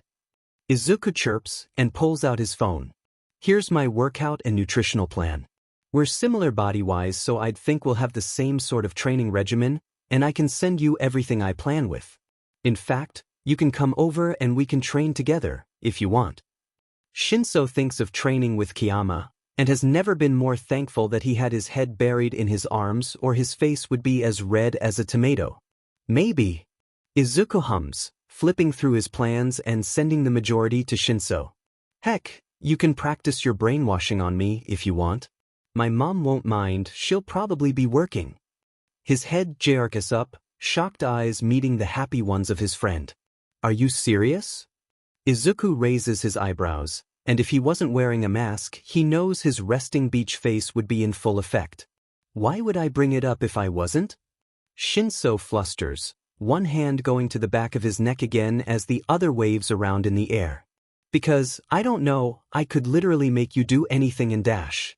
So could I. But do you think I would? Shinso shuts up, mind going blank for a second. He hasn't known the boy sitting in front of him for long at all, but, no, I don't think so. His hands slam against the table, and Isuku has to hold back a scream. Then why are you worrying about it? You need practice, and I'm offering it. I want you to be a hero too. We can't show you what we're made of if you don't accept the help. Even heroes need it. Shinso bites his lip, uncertain. On one hand, he does need the practice. He can't brainwash people, ever, or he'd get arrested. He's not close enough to his parents to even ask if they'd let him practice on them. He'd only gotten officially adopted 2 months ago, anyway, and he's not really in the mood to just throw out all his feelings into the wind. So, practicing with Kiyama seems like the best option. In return, he supposes it's only fair if he returns the offer. Fine. And you can use your quirk on me too, if you want, or something. He resigns his pitiful fight against it, and Isuku cheers loud enough that a few of the people in the cafe give them concerned looks. Oh, did you order our coffee? Why would I have ordered us coffee? You didn't send me anything. Isuku looks at his phone, brows furrowed. Huh, could have sworn I told you what coffee to get. Shinso pushes the chair back, ignoring the sound it makes as it slides across the tiles. Well, you didn't, so spit it out. Hizashi looks up from his tea as the front door opens, and their son walks in. He doesn't look sad anymore, so he's going to ignore the fact that he's been gone for 2 hours. Have fun. Hitoshi glances up from his phone, nodding silently as he starts to walk to his room. He's been quiet. He can't name a time where Hitoshi has willingly started a conversation with either of them. He gets it. The kid didn't want to be adopted. He wanted to prove his worth and fight through the foster system and make his own path to heroism, but that's not how society works. He'd known and allowed himself to get adopted, if it only meant he'd have a better chance at succeeding at UA. He doesn't consider them as family. Hizashi knows that, and he knows Shoyuta knows it too. Shoyuta promised that in time, Hitoshi would warm up. Hizashi could only cling to that promise with all the hope he had. Do you want any snacks or anything before Shoyuta and I go out? Another mute answer, as the teen vanishes into his room with the click of the door and the meow from a cat. Call us if you need anything. He yells, and doesn't get an answer, just like he expected every time he asked a question around the standoffish teen. How's he holding up? Shoyuta walks out of the bedroom, hair tied up as one of their 4 cats clings to his shoulder. If it was a happier scenario, he'd laugh and scold his husband for even letting the cat on him in the first place. This isn't a happy scenario, though. I mean, he didn't look too upset when he came back inside. Still didn't talk to me, but he nodded. I guess that's better than blatant ignorance, right? Shoyuta plucks the cat from his shoulder, letting run from his hands the second it's on the ground. He doesn't answer right away, but grabs Hizashi's hand and the car keys before starting for the door. I know he's angry about a lot of things, and that the world treated him terribly. I only hope he lets go of some of that anger, because I don't want to imagine what happens if he loses his temper. Hopefully he'll get used to us and actually talk. As much as I hate to say it, we're just going to have to wait. Hizashi sighs, tightening his grip on his husband's hand as they walk out the house door. I just wish the little dude had been able to get into heroics. He's powerful and Nizu knows that. The exams. They're not fair. Just like how Kiyama's little listener didn't even take a chance, because he knew he'd fail. Shoyuta shuts the door behind them, and they start walking towards the car. That's just how the exams are. In this world, flashy, physical quirks are what earns money and fame. Hitoshi didn't stand a chance, and neither did Kiyama's kid. He unlocks the car, and you'll just have to hope that our kid does a good job at the sports festival. I'm not going to force teaching and training on him if he doesn't want it. This is going to be all him. And that's why you're going to be a great dad.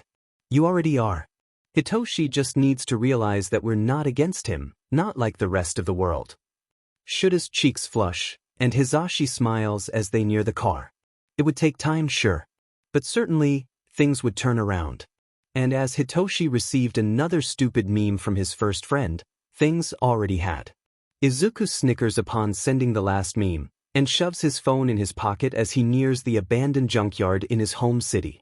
They'd stayed at the cafe longer than he thought they did, the sun is starting to go down, and he'd rather be at home than be wandering the streets at night. There's not many people wandering around at this point, so he pulls the face mask off and shoves it in his pocket, right beside his phone. He doesn't hear the loud explosion before it happens. He only hears the maniacal laughter and feels the heat from it. Glass shatters, cans curl in on themselves, tires explode and nails and screws fly. He flies too, flies backwards into a pile of boxes, that is. Sorry about that, hot person. The loud voice screeches, echoing in his ears as the high-pitched ringing starts to fade. Pink is all he can see, frazzled pink, going in every direction as a girl pulls darkened goggles off of her dust-covered face. Man, this baby was going somewhere. Sorry it exploded right as you walked by. Must have hurt her? Let me see, maybe I can turn it into something defensive instead. Isuku blinks the last bit of shock away, before he stumbles to his feet and looks at the junkyard. It was disorganized and messy at first, sure, but it looks like a bomb was dropped now. Oh, I didn't even introduce myself. Hatsume's the name, creating babies is the game. He's not even fazed. When your mother is Japan's SEC symbol, there's not much that surprises you anymore. Kiyama Isuku. Sorry I was in the aftermath of your explosion. I don't know if you were actually aiming for something and I screwed it up. You're good. It wasn't supposed to explode at all, but hey, what can you do? I can't get into UA's development studios yet, but when I do, that's when the fun will start. Her crosshair eyes fly across the junkyard, before narrowing in on him again. Oh, so you're going to UA too? Let me guess, support? Hatsume nods, eyes alight with excitement as her hands flail for a few moments, before clamping down on his shoulders. If you need anything in support, or if you want to help me make babies, just come to the studios. I'll win old Power Loader over. I've got a master plan ready. I'd love to make babies with you, Hatsume. He solemnly agrees, and a dangerous spark lights in Hatsume's eyes. Excellent. Here's my number. Are you in hero course or not? If you are, I can design your hero costume. I promise it won't blow up, I pinky promise. Isuku pats her hand to gain her attention again, and her eyes finally focus on him. I'm not in the hero course. She visibly deflates, lips pouting for a moment. But I'm going to be, and with your help, we'll show your babies all over the world. She yells, both fists flying into the air as she jumps happily. I like you, Kiyama. She points her gloved finger in his face, eyes serious. We're going to go far. I'll get you on that hero course, and you'll use the babies from Hatsume Industries while you're at it. I'll gladly help you with any inventions you need. Hell, this night has been great. I think getting almost blown up has been the best thing to happen to me.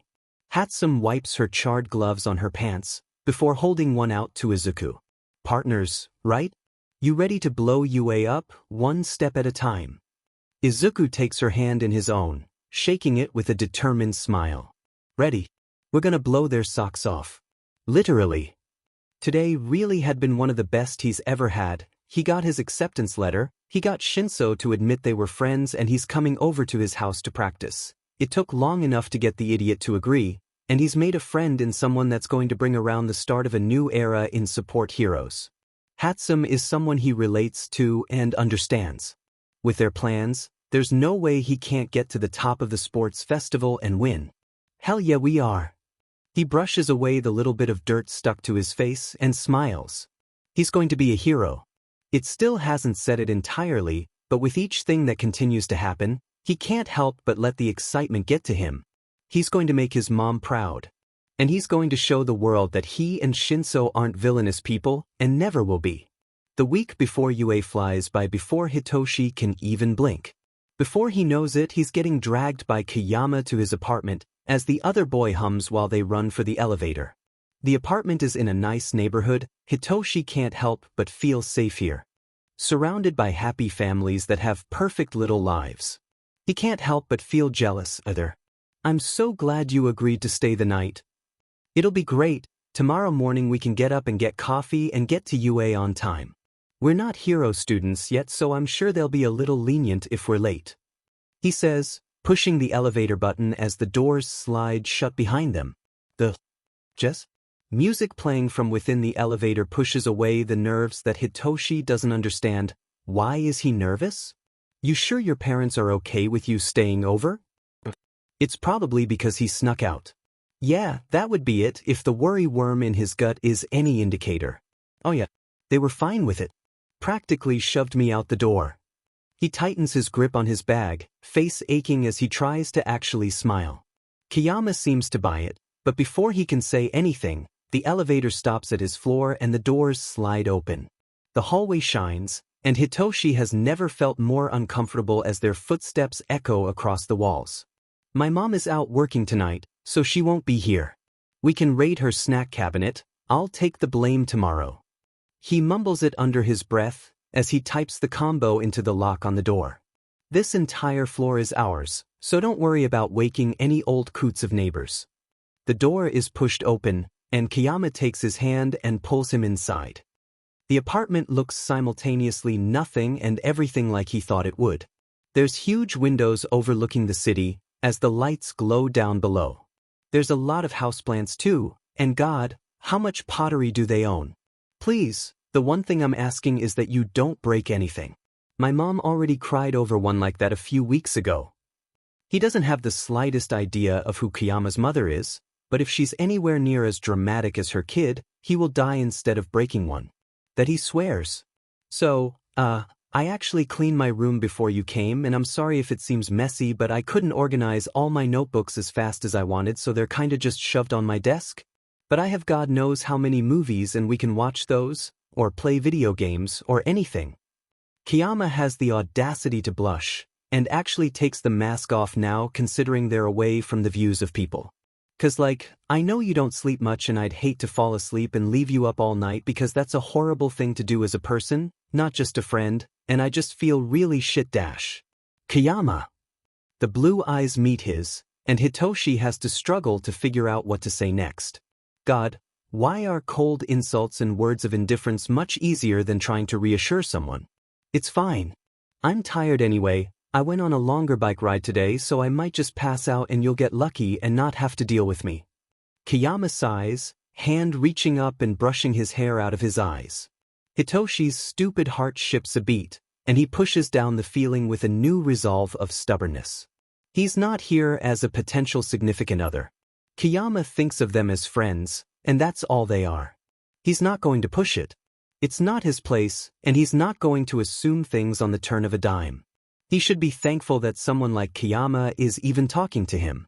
Not many people will, not after considering his quirk, and he doesn't want to think about if Kiyama would if his quirk was any different. There's no getting around that one of the main reasons they're even friends is because their quirks are similar. The door to Kiyama's room opens, and it's surprisingly nothing like Hitoshi thought. The wide, wall-length windows lead to a balcony, one that can be obscured from view with curtains that are barely pulled shut. Everything in here is either blue or black, and yeah, the desk is a disaster, but the bookshelf is incredibly organized and lavender is the most noticeable thing he can smell. Lavender, a smell that helps with anxiety. A smell that he's always been thankful for, but not one that he'd asked his adoptive parents about. Sorry if it's strong. I don't have issues falling asleep, but Kiyama gets this look in his eyes, one that Hitoshi finds familiar and also new. My dreams? They aren't very nice.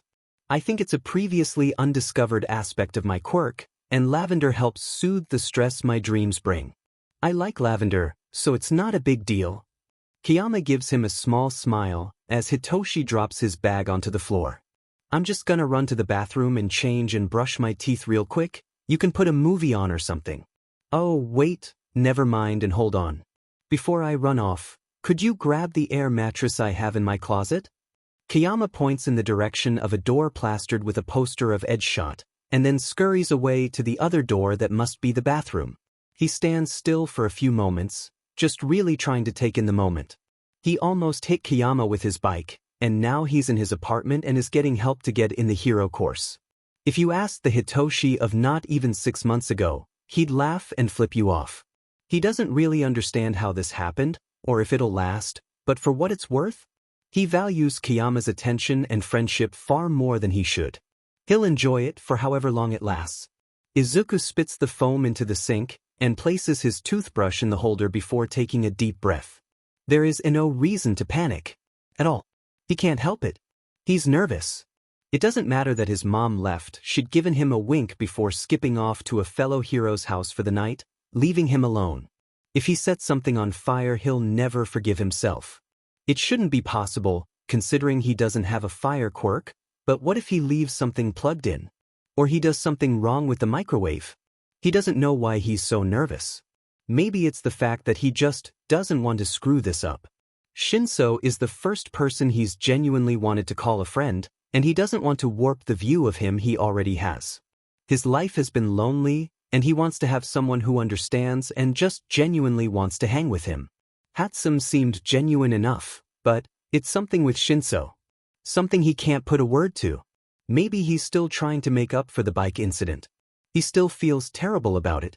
Blinking slightly as his eyes get used to the contacts being gone, he makes determined eye contact with himself in the mirror. He's a Kiyama. He doesn't have time to be nervous. Over every little thing. His mother taught him better than that. Determined, he shakes his head and pulls the bathroom door open.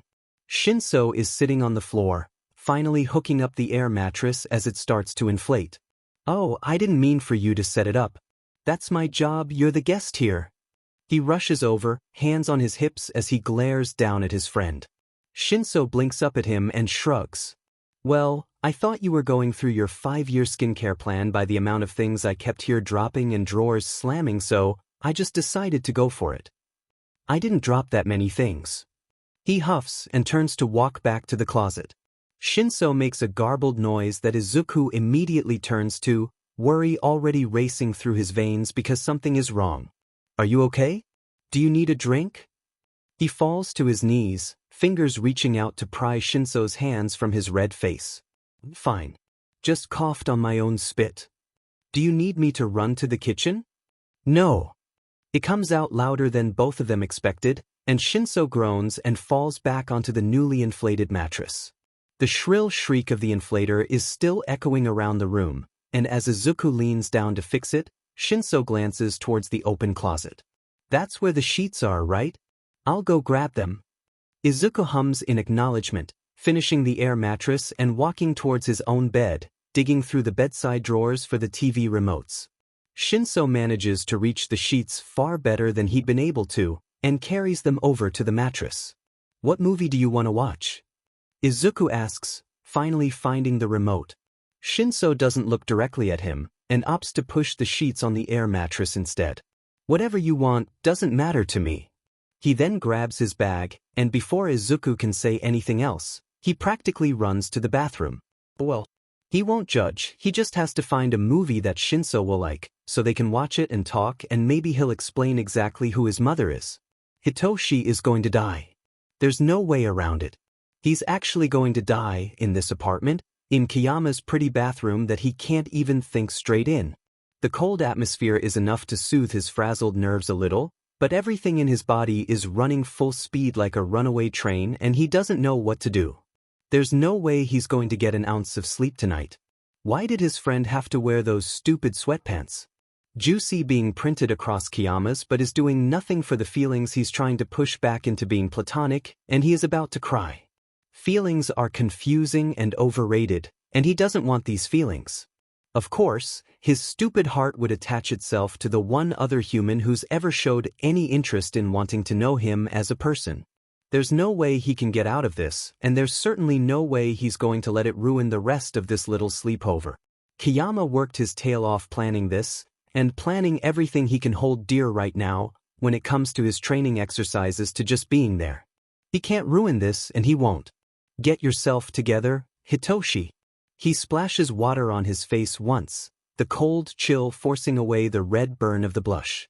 It's not doing a lot, and the blush is certainly still noticeable, but it looks more like he coughed on a potato chip lodged in his throat than had an existential crisis in his friend's bathroom.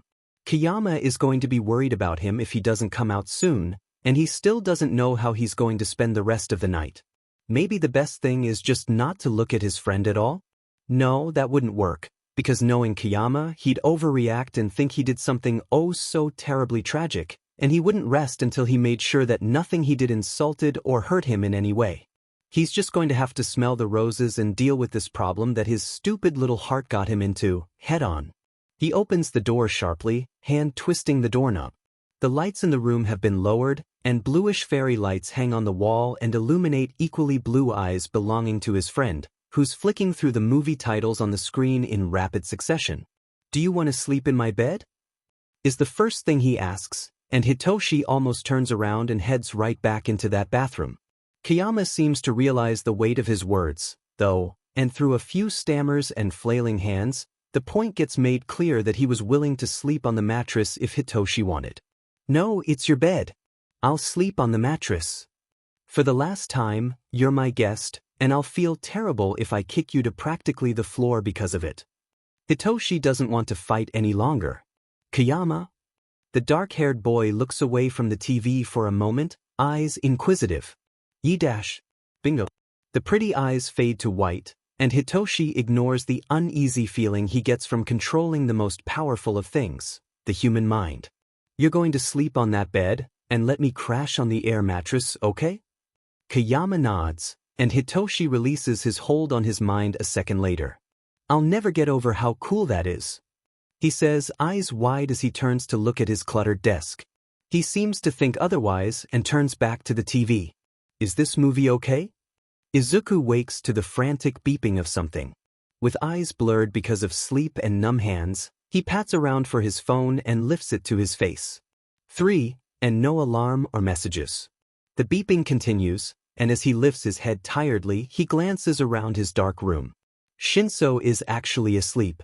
He knows that for a fact, after years of living and working with his mother's quirk and his own, which both function with sleep, he knows that Shinso is out cold.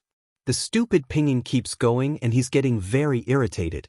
Hand reaching out, he struggles to find his glasses on his nightstand and continues to squint around the room. The guilty object is Shinso's phone, plugged into the other side of the room.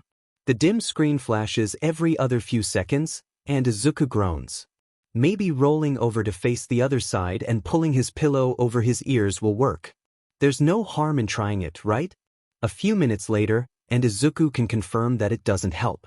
He wants his sleep, and if that stupid phone keeps going off, then he's going to be a disaster when they arrive at UA tomorrow, and that can't happen. He has to make a good impression.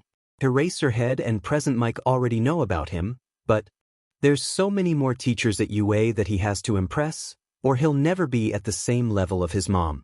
That FNG phone won't stop going off, and with it, Izuku's covers get thrown aside as his feet touch the cool flooring of his room. He'd feel bad about invading his friend's privacy if he actually cared for anything other than his sleep right now. Tiptoeing to the wall, he sits down carefully and picks up the phone. Oh god, no password? Interesting. But what's really interesting is the hundreds, yes, hundreds, of messages from who he can only assume are Shinso's parents. So he snuck out, huh? He doesn't know whether to be flattered that Shinso snuck out to spend time with him, or hit him with a pillow right now for worrying his parents. Idiot. He's tired, sure, but he can't leave Shinso's parents worrying. So, he types a simple message out, turns the ringer off, and walks back to bed. Sure, he'll have to talk to Shinso about it in the morning, but right now, he's going back to sleep. Shoyuta, he's okay.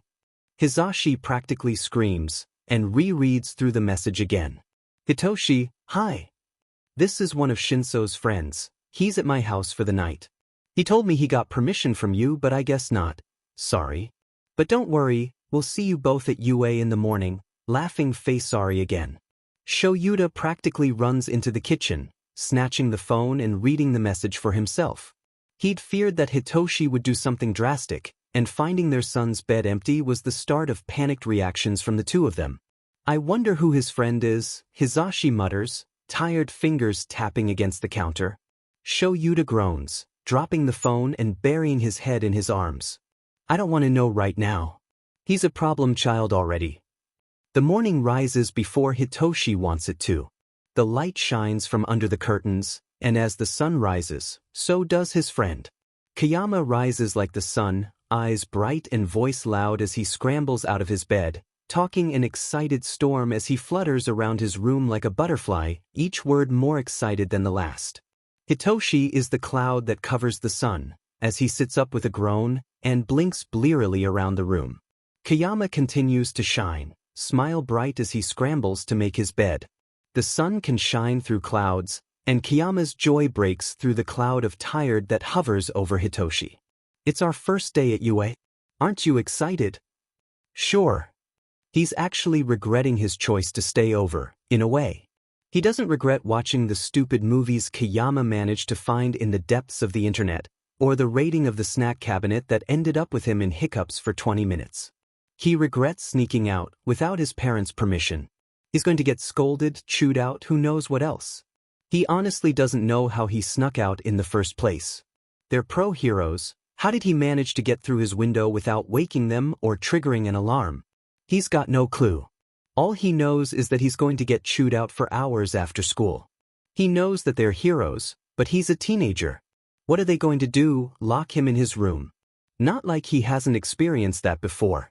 The only thing he can imagine is that they'll either confine him to his room or take away his bike. He doesn't really think they do that. He doesn't know what's going to happen. Come on.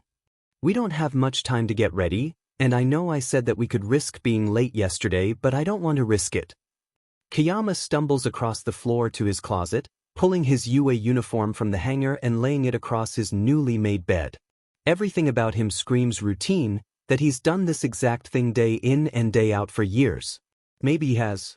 He doesn't know otherwise, but Kayama disappears into his bathroom with a click as the door locks behind him. He's left to sit alone in the room, on his air mattress. What does Kayama expect him to do? He can't do anything right now, and he's definitely not going to UA filthy. Not like his one father does, according to the griping of the other. He may not talk to them, but that doesn't mean he doesn't listen.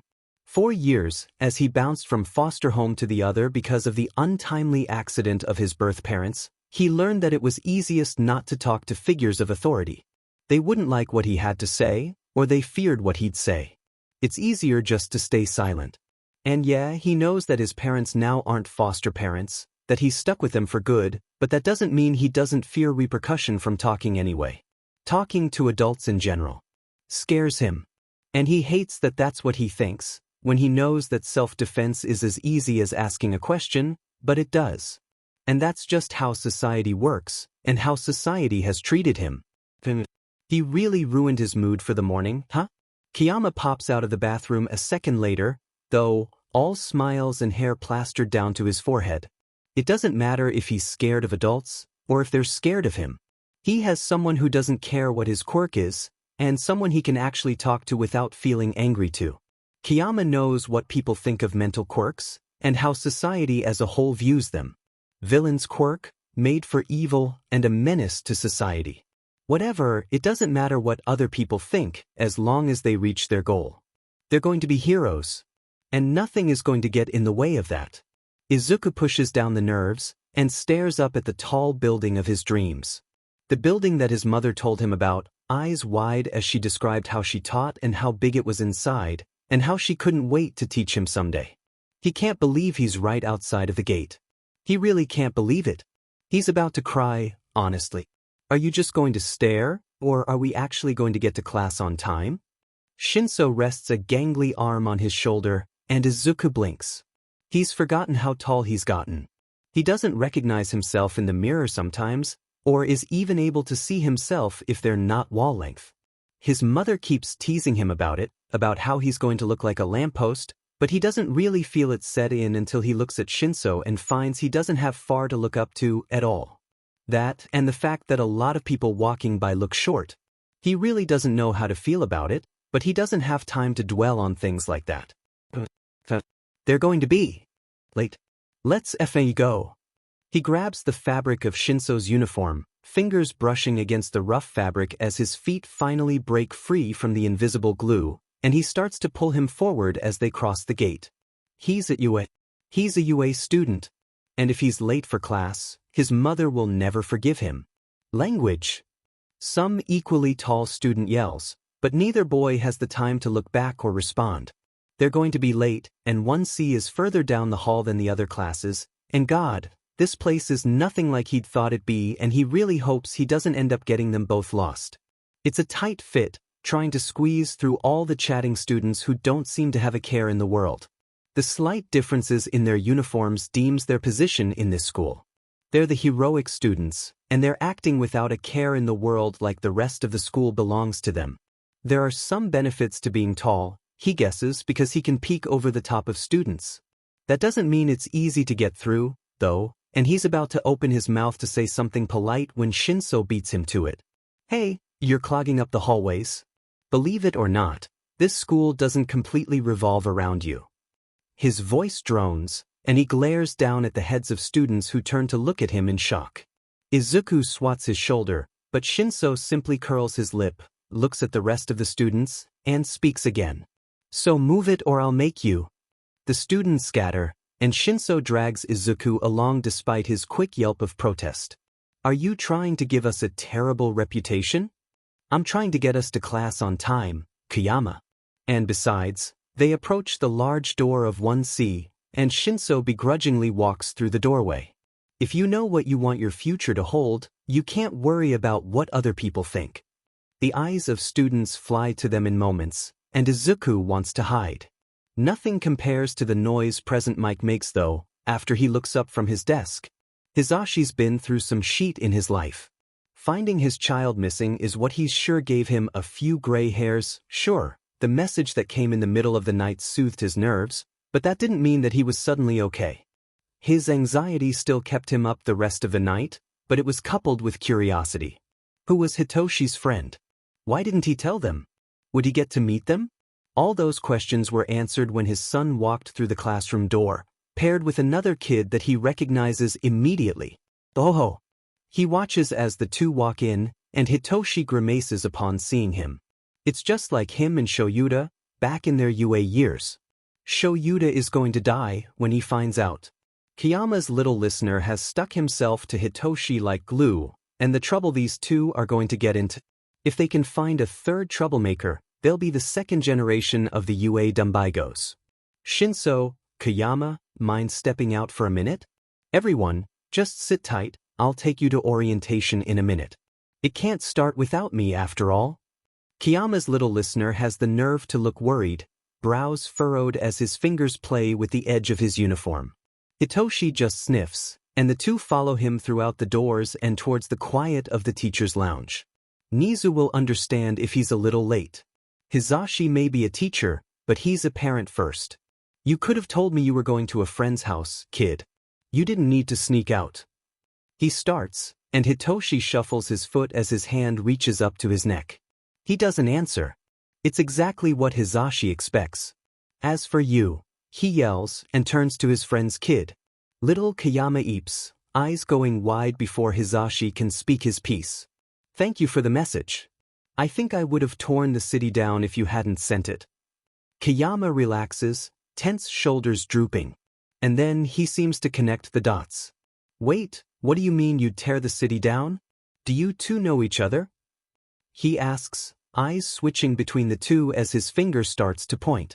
You didn't tell him? Holy hell. Even Shoyuta would have at this point. Little Kayama turns to Hitoshi, fury sparking in his blue eyes as he points a finger to his chest. What is he talking about, Shinso? His kid groans and buries his head in his hands. He's one of my dads. He's married to Eraserhead. It's the first time he's heard Hitoshi speak in a while. Little Kayama practically short-circuits. What? Now, before you argue, we have to go to orientation. You'll have to work this out later. He says, and smiles at the unbridled fury that sparks in the blue eyes that look exactly like his dear friend's. Little Kayama must not have told Hitoshi who his mom was, either. He should let the two of them talk it through now, get their emotions out, so they don't try and kill each other for the rest of the day. There's really no fun in that though. And what kind of drama queen would he be if he doesn't bring a story to his husband? Lunch is going to be fun for all of them. The rest of the school day went wonderfully. Shinso kept giving him apologetic glances, and Isuku did nothing but throw balled-up notes at him that his friend wouldn't read. Lunch finally arrives, and with it, the pent-up emotions that he's had bottled up since present mix news break free. Don't even think about scurrying off to your parents for lunch. He hisses, and Shinso groans, banging his head against the desk. Being the last two in the classroom gave them the opportunity to talk freely, if for a moment, before they have to go to lunch. Why didn't you tell them? I could care less if you hadn't told me until we got to know each other better, but why didn't you tell your parents? They worry about you. His voice softens, and Shinso doesn't lift his head from the desk. I just didn't. I don't talk to them, okay? At all. I just don't talk to adults very much, and the point is, that I didn't want to talk to them about anything. He huffs, fingers gripping the edge of the desk. I'll talk to them from now on. I'm sorry I didn't tell you my parents were pro-heroes. Well, now Izuku feels guilty. And if he doesn't tell Shinso now, present Mike will, and he'll tell everyone at the sports festival. And how will Shinso feel if he learns it then, instead of now? Well, he sits down in the desk in front of Shinso's, turning around and facing him, placing his arms on the desk. I haven't been entirely truthful about my mama, either. She's not your run-of-the-mill woman. Shinso PPS an eyebrow, and Izuku takes off his face mask with a flustered sigh. My mom is Midnight. Your parents' best friend, you know, Japan's SEC symbol.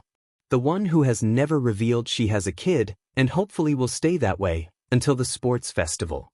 Izuku waits with bated breath, as Shinso studies his face for a few moments.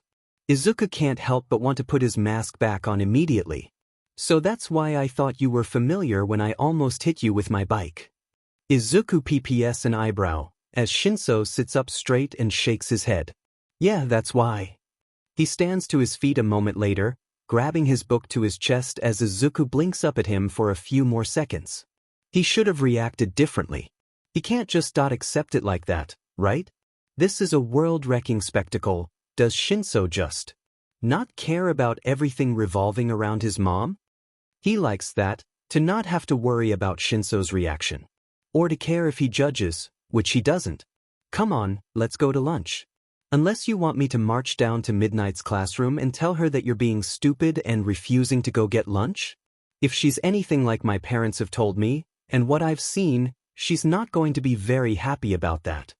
Izuku hops from his seat, grabbing his backpack as his friend waits with a coy little smile on his face. It's a look he hasn't really seen before, and one that he'd like to continue seeing. I'm coming. Just. He grabs onto Shinso's sleeve, gaze dropping to the floor. Don't tell anyone yet, okay? Warm hands move to rest on his shoulders, and before he can look up or speak further, his friend speaks before him yet again. I'd never betray your trust like that. You're my friend, Kiyama. It's your life and your mother's, and if it's a secret, it's like that for a reason. Stupid tears well up in his eyes before he can do anything about it. But I feel bad now because your dad told me. And maybe you wanted to keep that a secret too. And now you don't have that anymore. Shinso scoffs, elbowing him in the side as he starts to drag him towards the door. Don't stress about it, Kiyama, or I'll slap you. I was going to tell you, anyway. Izuku can't help but still feel bad, but the stupid smile Shinso gives him in return chases away the majority of the icky feelings. Yeah, his biggest secret's been revealed to his one and best friend. And he finds he's okay with that. Excuse me, what? Little Kiyama has attached himself to our boy. I doubt either one will go anywhere without the other now. Hizashi says, smile wide as he takes a sip of his drink. Shoyuta blinks incredulously, and the shock seems to finally buzz off. No, this cannot happen. No changing it now. Hitoshi went over for a sleepover last night. He raises his eyebrows and takes another sip of his drink. If I were you, I'd get ready to have Namuri as a family member. Shoyuta starts to head for the drink corner of the lounge, shaking hand pulling out a bottle of wine. No, I'm not ready for this. Before you kill me, listen, I didn't really have a choice. Hitoshi raises an eyebrow at Kiyama's words, as the two of them walk through the organized chaos called the cafeteria. Apparently, they're sitting with a girl Kiyama met. In his words, she blew me away. Like, literally. He can't help but grimace at the thought. If she's anything like Kiyama, he might actually just drop dead. Kiyama is the most dramatic person he's had the misfortune of meeting, and if this mystery girl is anything like him, he's just going to die. Simple as that. I think she'll be a great help, and in the sports festival, I can get her to team up with us and we should definitely get into the top just. Kiyama grimaces and fidgets with the edges of his sleeve. Just be prepared. She's a little loud, I guess.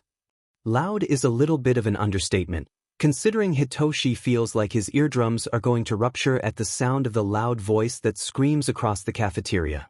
Kiyama! There you are. Hurry up, we don't have all lunch for you to get over here. Pretty much everyone in the cafeteria turns to look at them, eyes wide, and whispers quiet. Kayama flushes, hands tightening around his backpack as he hurries over to the table.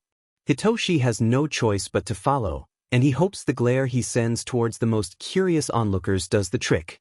As they approach the table, the excited shrieks of the girl taper off into excited whispers as she frantically writes things down on a napkin. Okay, so Shinso, this is Hatsum. Hatsum, Shinso. Kayama introduces him with jazz hands, and Hitoshi may seem rude, but until he has reason to, he'll be nice. Pleasure to meet you. He holds a hand out, and Hatsum shakes it with a grip that has him wincing. Right back at ya. Now sit. I have so many things to talk to you about. She gestures to the seats, pencil-stained hands flailing as Kayama quickly follows her wishes.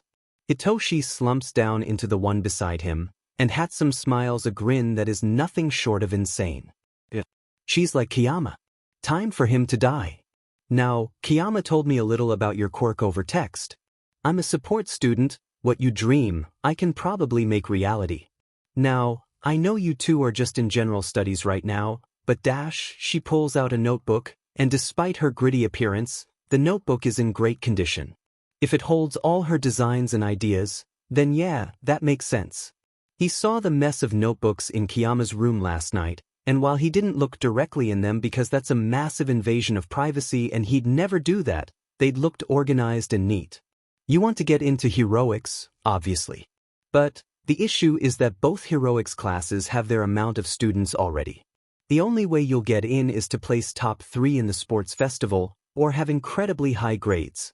For the latter, they'll probably transfer the students with the lowest GPA out, but that will take way longer than you need. You'll miss out on some of the most important heroics lessons there are. The easiest and quickest option is through the sports festival. Yeah, we know that. It's a fact most Gen Ed students know from the second they get their letters, or walk through the doors. Oh, sorry kiddo, try winning the sports festival and we'll see about heroics. Hitoshi says, pitching his voice in imitation. Kayama looks at him with disinterest, before elbowing him in the side. No need to be rude.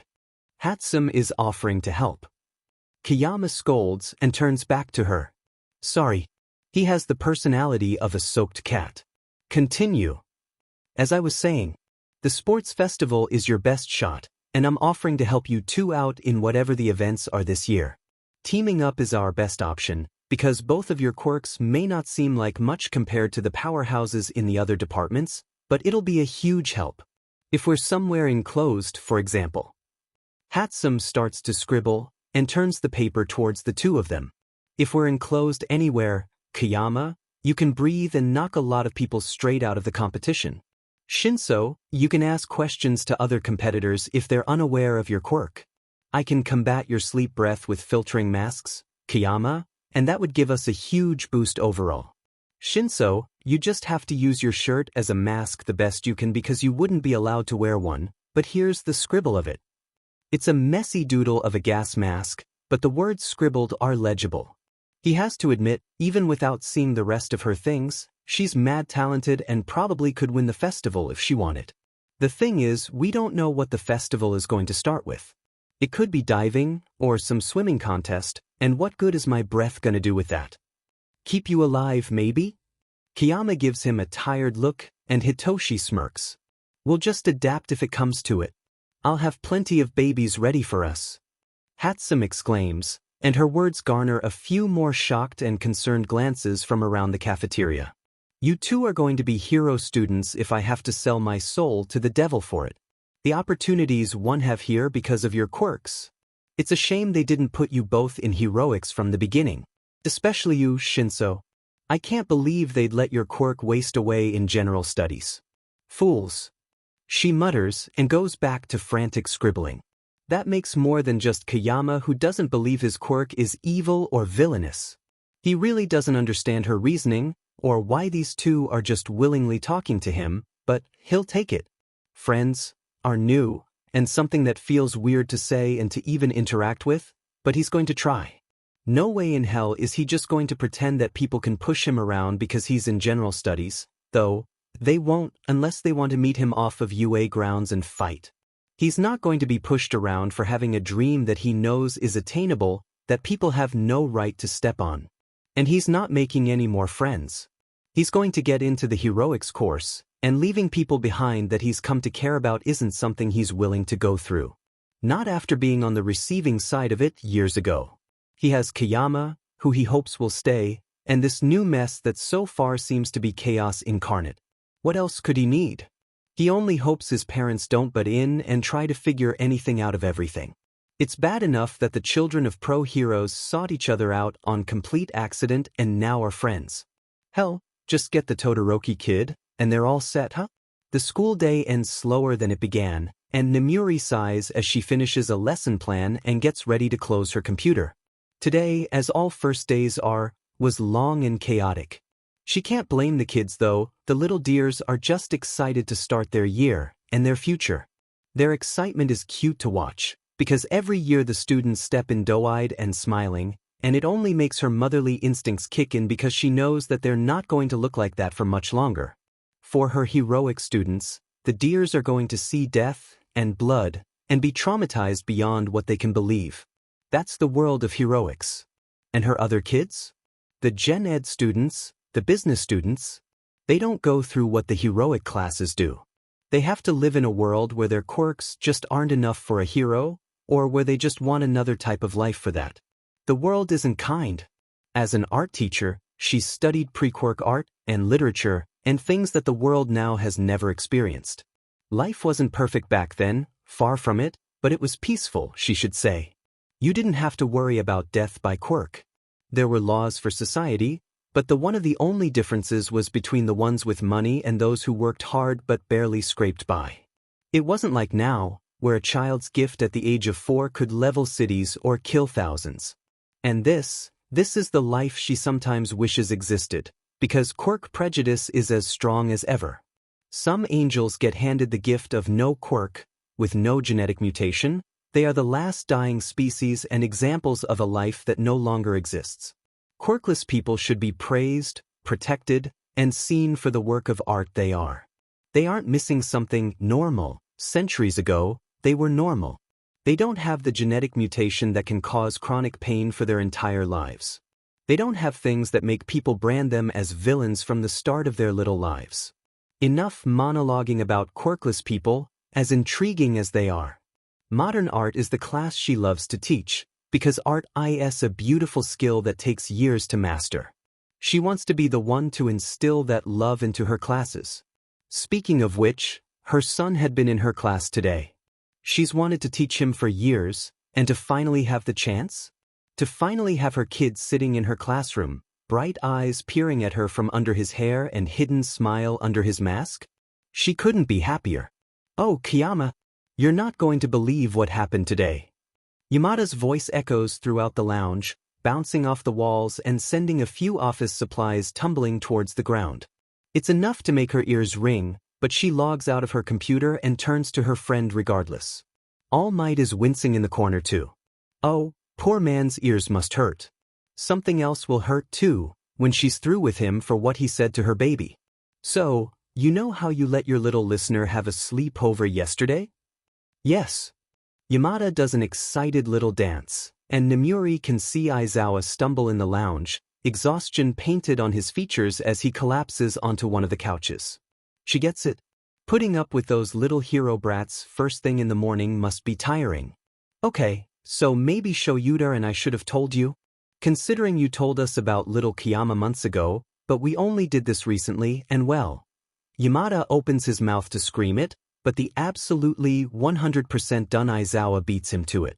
We adopted a kid, and yours practically glued himself to him. Oh? You don't say. What's his name? Is he a good pick for my boy? And are you ready for a trip to a bar tonight? Drinks on me. She clasps her hands together, a wicked smile on her face as she stands from her chair. Yamada grins despite being cut off, throwing his hands in the air as he answers. Hitoshi, he's a bit of an a-hole like you know who.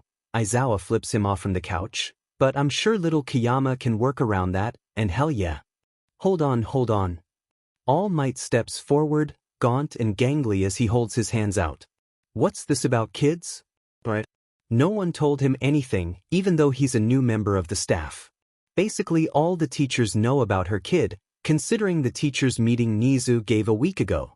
Now that she thinks back, All Might wasn't there. Must have been a villain or something. Man, he must be confused out of his mind. Oh, you didn't know? My son's at this school, and apparently Aizawa and Yamada's as well. She smiles, hand going to her hip as All Might's confused frown grows worse. I understand if you didn't know. We parents like to keep our kids out of the spotlight. Don't want a villain coming after them now, do we? She turns, digging through her purse and sending God knows what flying. I keep a picture of my kiddo in my wallet so if I'm ever murked on the street in broad daylight they know that they need to look for someone. She pulls out her wallet, nails shifting through the folds until she pulls the most recent picture out. Here he is, my little pride and joy. She hands the man the picture, and watches in silent delight as the recognition sparks in his eyes. He pales. It takes everything in her not to laugh. That's not very heroic of her, anyway. Even if the oh sheet look is an entirely new one on the #1 hero and she loves to see it. He's in general education right now, but he's got something big planned for the sports festival. Who knows, maybe you should keep an eye on him. His quirk isn't bold or flashy, but it's pretty much like mine. Some could call it weak, some could call it strong. What I'm getting at is that he's gonna make a boom in the sports festival. I'm so proud of him. She holds out a hand for the picture, and All Might practically shoves it back in her hands. Our kiddo is in Gen Ed, but only because he failed the heroics exam. Yamada's tone sombers as he leans against one of the desks, but if he's been roped up with Kiyama's little listener, well, I can't imagine what's going to happen. Aizawa looks up from the couch, ragged hair mussed and eyes tired. All I know is that it's going to be hell this year. I'm making your pockets hurt, Kiyama, so get your brat and drop him off at home so we can go to a bar or something. I need to increase the speed I get liver failure. School goes well, all things considered. Hatsum has to be told about their parentage if she wants to help win the sports festival. She takes the news rather calmly. She doesn't care about most pro-heroes, so with the promise of being guinea pigs for her inventions, their secret is kept safe. Besides, no one seems to connect the dots between Isuku and his mother, or anything of Eraserhead and present mix relationship or Shinso, so yeah, things are okay right now. General studies are okay so far. Present Mike is a good English teacher, and his mom's lessons are always fun. But neither boy can deny the longing they feel for the hero course, at the whispers of All Might teaching classes and interacting with students. Of actually getting lessons, or actually being heroic students. Izuku feels the pull, the want to make himself known and earn his spot in the hero course, but he has to push it aside for now. As a backup plan, he has to make sure his grades are as high as they get, and it's hard. Hatsum has also made it very clear that she expects the both of them to eat lunch with her every day, and poor Shinso gets dragged along without his consent. It's sad that he isn't able to get away from Hatsum's iron grip. Hey hoes. The boy in question sits down at the table, lunch tray slamming down as he crashes into the seat, tucking his stupidly long legs under the table. Hey there, giraffe boy. Hatsum doesn't look up from the notebook she's doodling in, a random hunk of metal beside her. It's out of place at the lunch table, but since they're pretty far from the rest of the happy, cheerful cafeteria, no one seems to spare them a second glance. It's for that reason that Izuku disregards his mask, leaving it on the table beside him. Look, just because my mom acts like one doesn't mean I am. He sniffs, nose upturned as Shinso rolls his eyes and starts to pick at his food. Like mother, like son. You just haven't hit that moment yet when your true colors show. I'm not going to have that moment, thank you. He shivers, thinking of himself doing anything near to what his mother does. She's badass and she knows it, but he definitely couldn't show that much skin or bear the thought of people using pictures and videos to do, you know. That is not something I want to do. Ever. Without another word or teasing protest, Shinso pushes away his tray, and his head drops to his arms. The thump disturbs Hatsum's doodling, but before she can squawk her protest, Izuku frowns. Normally Shinso eats more than that. And talks more, too, even if they're dry, deadpan remarks. What's up? You're being all depressed and moody. Shinso lifts his head for a moment, tired eyes and dark eye bags staring back at him in mild amusement. Kiyama, I'm always depressed and moody. You know what I mean, JRK. He huffs, and with a thump, mimics Shinso's pose. What's up? Shinso groans and doesn't bother to lift his head from the table. They all wait in silence for a few seconds, before Shinso finally starts talking. My parents just won't shut the F up about something they're planning for the beloved hero course. They know I failed the exam, and instead of just talking about it when I'm not around, they talk about it all the time. I come out to feed the cats? Oh, the kids are just gonna love the USJ. I do my homework in the kitchen? Oh, Shoyuta, have you talked to 13 about the USJ? It's going to be great for the hero course. They won't shut up. He slams a palm against the table, and both Izuku and Hatsum jump. Am I just being bitter? Hateful? So what? I failed, and the hero course is my dream. I don't want to hear about other people living it. I don't want to hear their daily lives as heroes, and the perfect little heroic classes they both get the opportunity to teach. You'd think they'd realize what the hell they're saying, and how it would affect me as a person as well as their kid, but I guess not. They're terrible parents. I wish I'd been adopted by literally anyone else. Both Izuku and Hatsum wince. No, it's not Izuku's place to criticize Shinso's feelings. He's one of the few people Shinso seems to trust, and it's the least he can do to listen.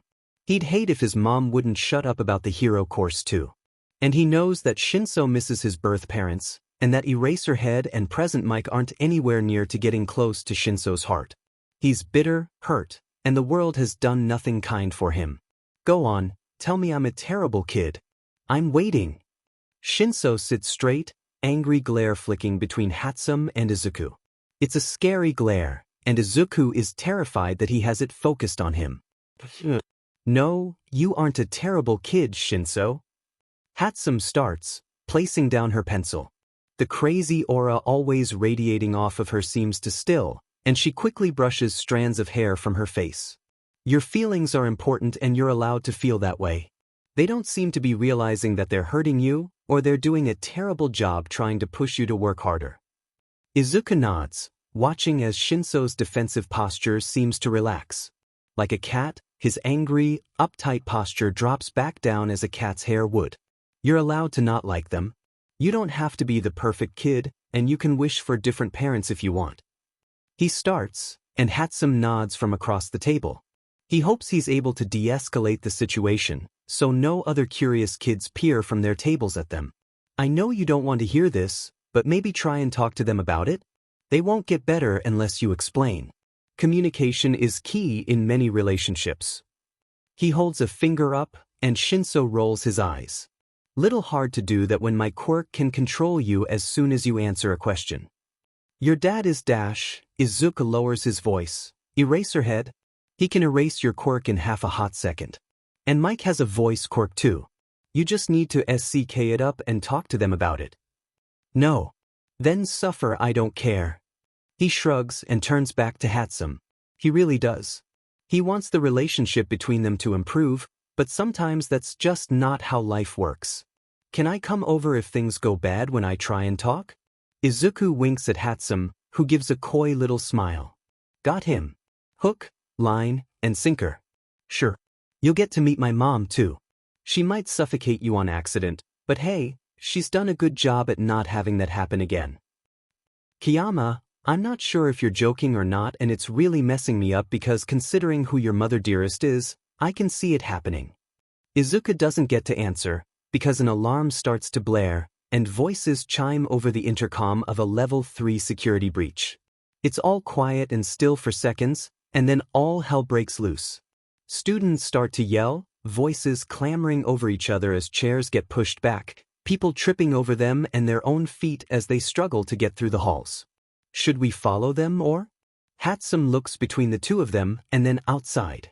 I don't see anything dangerous or any world-class villains, and no teachers are running in here to help us evacuate. Should we sit tight? Izuku checks his phone, fingers quickly typing in his password as he struggles to get to messages. Nothing from his mom, telling him to evacuate, so? I guess we just sit tight? I'm sure things will be fine as long as we all stay right. He turns, only to find Shinso's chair empty and lilac hair disappearing into the crowd. Shinso! Get back over here! He yells, and the long legs of his friend carry him further away as Shinso completely ignores him. He doesn't really have a choice but to follow. He's curious as to what's going on too, and if it is bad, maybe he can help. Well, he definitely needs to go, because if Shinso finds a Hero Corps student, words are going to fly and they're not going to be pretty. Not with how bad of a mood his purple-haired friend is in. I gotta go with him. He'll antagonize another hero student if he sees them. He frantically spits out whatever words his brain provides him with, and pushes back his chair as he grabs his mask. Hatsum hums in acknowledgement, back in her own little word as she tinkers with whatever that thing is. Footsteps echoing off the tile, he adjusts the face mask and searches the crowd for purple hair. Thank the stars he's gotten taller, or he'd never be able to do this. He finds Shinso staring in disinterest as a student with engines on his calves flies across the room, slamming into the wall with a painful crash that makes Isuku thankful to be on the ground. What's going on? He manages to yell, as the student on the wall looks like he's about to speak. Media outside. Since All Might's a teacher here, the media is just dying to know about it. They somehow got past the gate. Isuku peers outside, and is barely able to make out the flashes of cameras amongst the other reporters. Can we go back to our seats now? I doubt you're willing to listen to a hero student start preaching, from the looks of what that guy is about to pull. Shinso nods, and Isuku grabs onto his wrist and books it.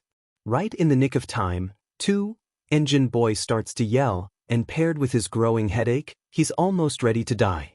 Listen. I know you haven't had a good few days, and I'm glad you told me, honest.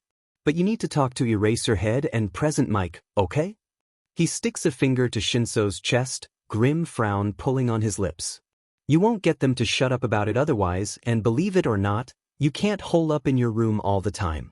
That's not healthy, and if you want to be a hero, you have to be able to talk things out and about your feelings. Shinso, hands in his pockets, sighs and throws his head back. The halls are temporarily quiet, and it's enough time for them to stop walking. Izuku stubbornly matches Shinso's tired glare, and the other teen finally gives in once his eyes start to burn. Fine.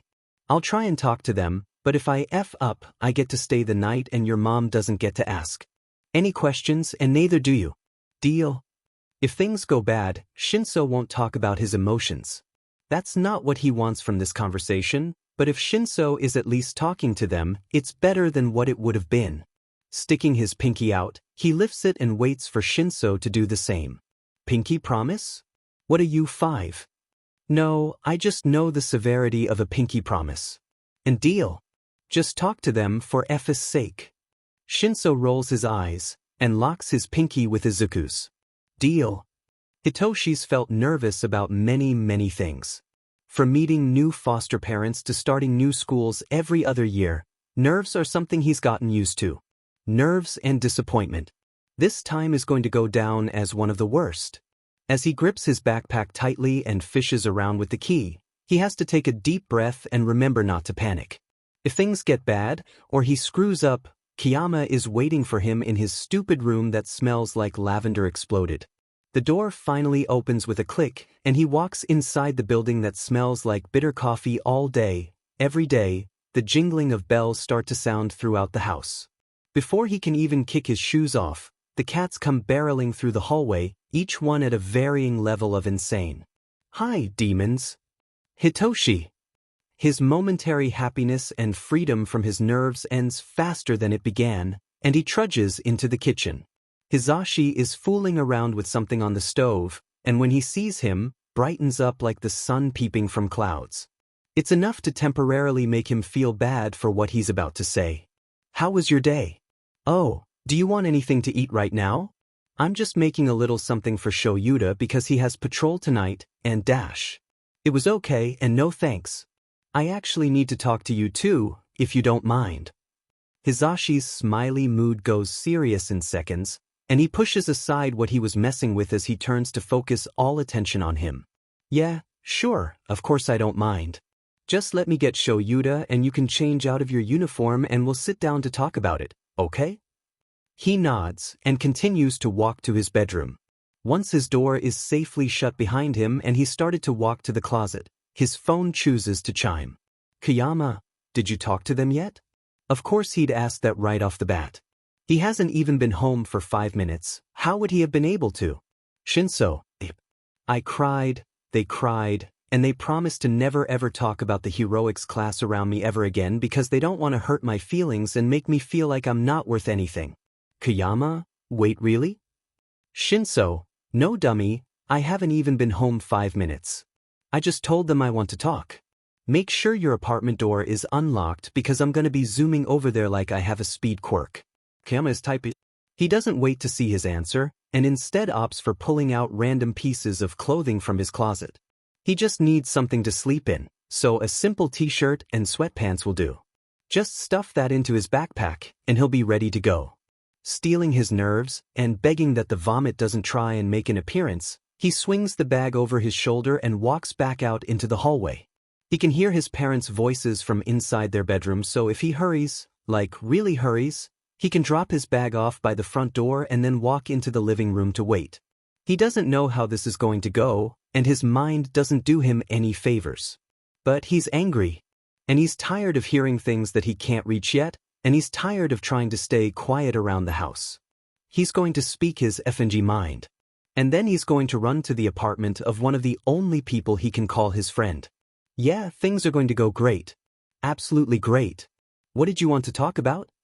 Hizashi starts the conversation, hands cupping a mug as Shoyuta flops down on the couch beside him. The tension in the room rises, and Hitoshi stares down at the swirls in the rug. He doesn't know how to start this. Fingers clenching around the hem of his shirt, he takes a shaky breath, and instead of starting the conversation like a normal person would, he says whatever word vomit comes to his head first. I just want to know if you two could shut up about the hero courses for once. Just asking because you know, I failed the exam and I'm not where I want to be. It just essays but to come out of my room and hear you two blabbering about what you have planned for the precious little hero students when I didn't make the cut to be one. The words come out nonchalant, and he's quite surprised that they didn't come out as a yell. Considering how bad his day's been, and how his mood has only festered and gotten worse, he's surprised he didn't scream it. His parents look equally surprised, although theirs is for an entirely different reason. He doesn't stop talking, he won't get the nerve to ever do this again, so might as well get it all out in the open, right? Like, I get it. The hero students are going to the USJ. They're gonna get to do everything I've ever dreamed of while I rot away in general studies. I don't get everything I want, nor should I get that. But it just really hurts to hear you go on and on about it when you both know I failed the exam. If this is trying to push me to work harder, well, it's not working. It's just making me mad. I have a plan for the festival, and I don't need your terrible attempt at encouraging me to work harder by reminding me of everything I'm missing out on. Shoyuta opens his mouth to say something, but the words don't even get the chance to be heard over the rising tone of Hitoshi's voice. And like, you're obviously trying to be parents, but I know you just adopted me because I'm going to age out of the system. Teens aren't adults, you can't just leave us be. I have feelings too, and just because I don't talk to you about them doesn't mean that I don't have them. I just hate talking to adults in particular, and this has been a long time coming, but I just can't take this anymore if you won't make a conscious effort. Sure, I'm preaching to the effing choir here, but I wanted this to be different. I wanted you to make an effort to talk to me and engage with me so I would talk to you. I wanted you to try harder.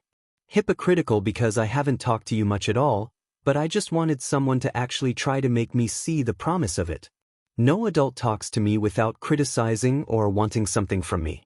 I haven't had adults who just talk to me for the sake of doing it. I'm not used to this. That's why I wanted you to convince me otherwise. Hitoshi dash. It's not like foster parents. You actually adopted me and you want me to consider myself your son.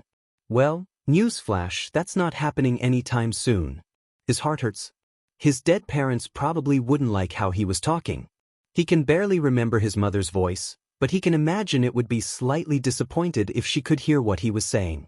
His dad would ruffle his hair and take him to get some fresh air to calm down. Neither of them are here, and neither of those things will happen. It's just him, in the living room, with two people who want to care for him but do a terrible job. He should be ashamed of himself for what he said, because half of it is his own fault, like everything else. Hitoshi. He looks up from the carpet, and barely manages to pull his fingers away from his shirt. Little crescent moons decorate his palms, and he realizes he did that through his shirt. Hitoshi, I'm glad you decided to talk to us about this. I didn't know talking about it made you upset, and I should've. This won't happen again. This isn't a business meeting. I'm your kid? Act like it. Shoyuta blinks, and looks to Hizashi, who looks like he's about to cry. Oh great. I'm sorry I didn't try harder to talk to you. But, you were right, I wasn't going to know you wanted me to talk to you more because you wouldn't talk to me. I'm sorry that we discussed the USJ around you, but I can't apologize for not knowing that you wanted me to talk to you more. I had no way of knowing, and yeah, we might not be the best parents, but I'm trying, and so is Shoyuta. We didn't just adopt you because you're going to age out. We noticed you as one of the only kids in the home that didn't pester us with questions, but you knew who Shoyuta was. We thought you'd be happy with us, and I'm sorry that we've done things that upset you. We're trying. Hitoshi. He's being truthful. That part is obvious, anyway. It's too bad he can't make himself believe that he'll ever have a place here. I know you want a kid who loves you and thinks the world of you. His voice breaks, and a hand reaches up to wipe at his burning eyes. That's just not going to be me. And I'm sorry, you deserve better than me. I won't be hurt if you put me back up in the home after this, I completely get it. He runs from the couch seconds later, even after Hizashi's panicked yells. He can't be here right now. Not after what just happened. He discovers he's crying, and as one hand reaches out to grab his backpack, the other pulls the door open, and then reaches for his shoes. Shuta's voice is barely discernible over Hizashi's loud voice, but he can hear the simple, "Leave him be." The outside air hits his face, and the smell of coffee that torments him even when he's not around finally fades from his head. He hopes Kayama won't mind that he's in tears. He doubts he could stop them at this point, anyway. Izuku? Sweetie, someone's knocking on the door. Pausing from his painting, he puts down the paintbrush and starts the walk to the door. His mom is in the middle of making dinner, messing around with who knows what, if the clanging from the kitchen is any hint. The paint will come off the doorknob, so he doesn't hesitate in swinging it open. He's half hoping it's not who he thinks it is, and that his talk with his parents went well, but he knows Shinso better than that. Hey! He greets, and from the look on Shinso's face, immediately knows things didn't go well. He pinky promised that he wouldn't ask, so the only thing he can do is let Shinso in, and shut the door behind him. Sorry that I'm covered in paint, I'm trying to follow a really old pre-Quirk instruction video, but painting trees is harder than I thought. There are far too many happy accidents on my canvas. It's fine. Thanks for letting me come over. Shinso kicks off his shoes, and carefully scoots them over to the wall. Izuku feels terrible just by looking at Shinso. He can't be sure if it's because of the dried tear stains, or the red-rimmed eyes, or the fact that Shinso just looks sad and there's nothing he can do about it. Hey! He places a hand on his shoulder, and watches as the wary lilac gaze trains on him. You can come over whenever you need to, no matter the situation, okay? And I'll never ask questions. Think of this as a safe place, okay? Shinso barely manages a nod, and starts to sniff. He's crying again, and Izuku doesn't know how to handle other people crying. So, he brings up a person who's seen him cry hundreds of times. Come on, you want to meet my mom? He gets a nod in return, and Izuku starts to walk through the apartment. She's making dinner, I think. Either that or she's waging war against something in there with pots and pans. Nemuri looks up as the two of them walk in, and smiles brighter than any smile the two have seen in days. Hi boys. You must be Shinso. You can just call me by my hero name, if you'd like, since it's probably going to be difficult because you already call my boy Kayama. Whatever you'd like me to call you is fine by me. He says, and Nemuri drops one of the dish towels and walks towards the two, before stopping in front of him. Is it okay if I hug you? You just look like you need it, sweetie. Izuku sees the conflict waging war in Shinso's eyes. From what he'd guess, Eraserhead is not a hugger. Present Mike probably won't give them to Shinso either, from fear of being rejected, so he doesn't offer. Who knows how long it's been since he's gotten an actual hug. Sure, I guess. Nemuri acts immediately, pulling him into a hug. Shinso's frozen at first, posture stiff and hands rigid, but within a few moments his hands drop and he carefully hugs back. Isuku can only watch, the worry that's pricked him since Shinso went home lessening the tiniest bit. He doesn't want to see his friend sad, and if he can do anything to help him, he will. Now, I'm going to finish dinner and then I have to go to my agency and do some paperwork for UA. I might not be back until you two are asleep, so if you need anything, don't be afraid to ask Isuku. She turns to her son, pointing a finger, and I swear, if you make him sleep on an air mattress again, I'm taking away your riding with Snipe in the morning privileges. She wouldn't dare. It's not my fault.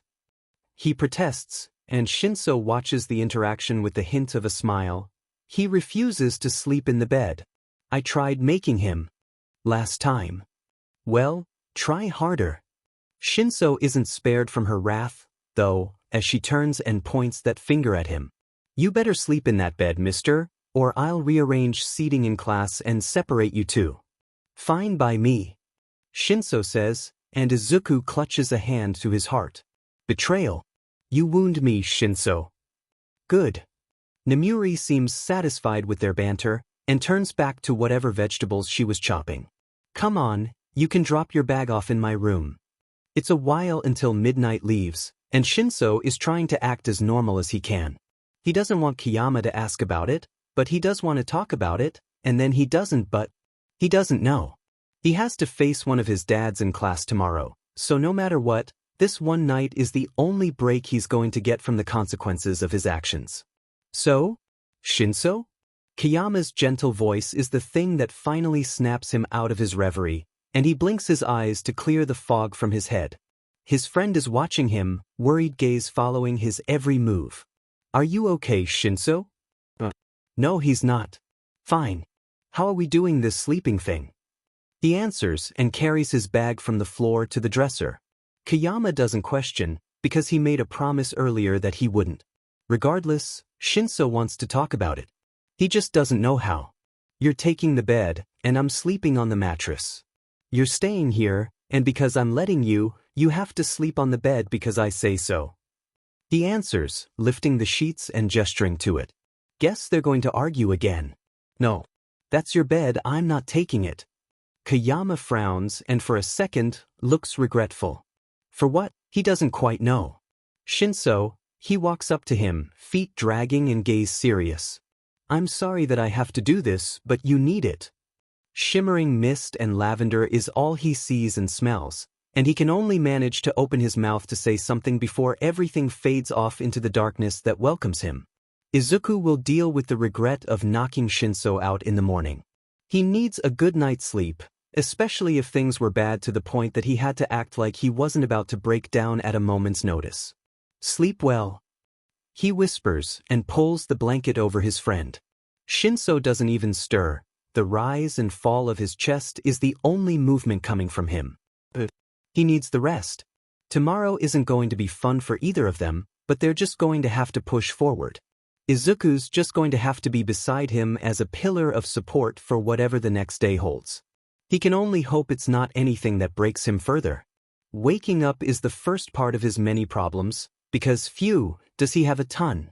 No matter where he goes or what he does, they never really seem to all go away. Surprisingly, though, when he manages to sit up and sleepily glance around the room, he feels like the problems have given him a break today.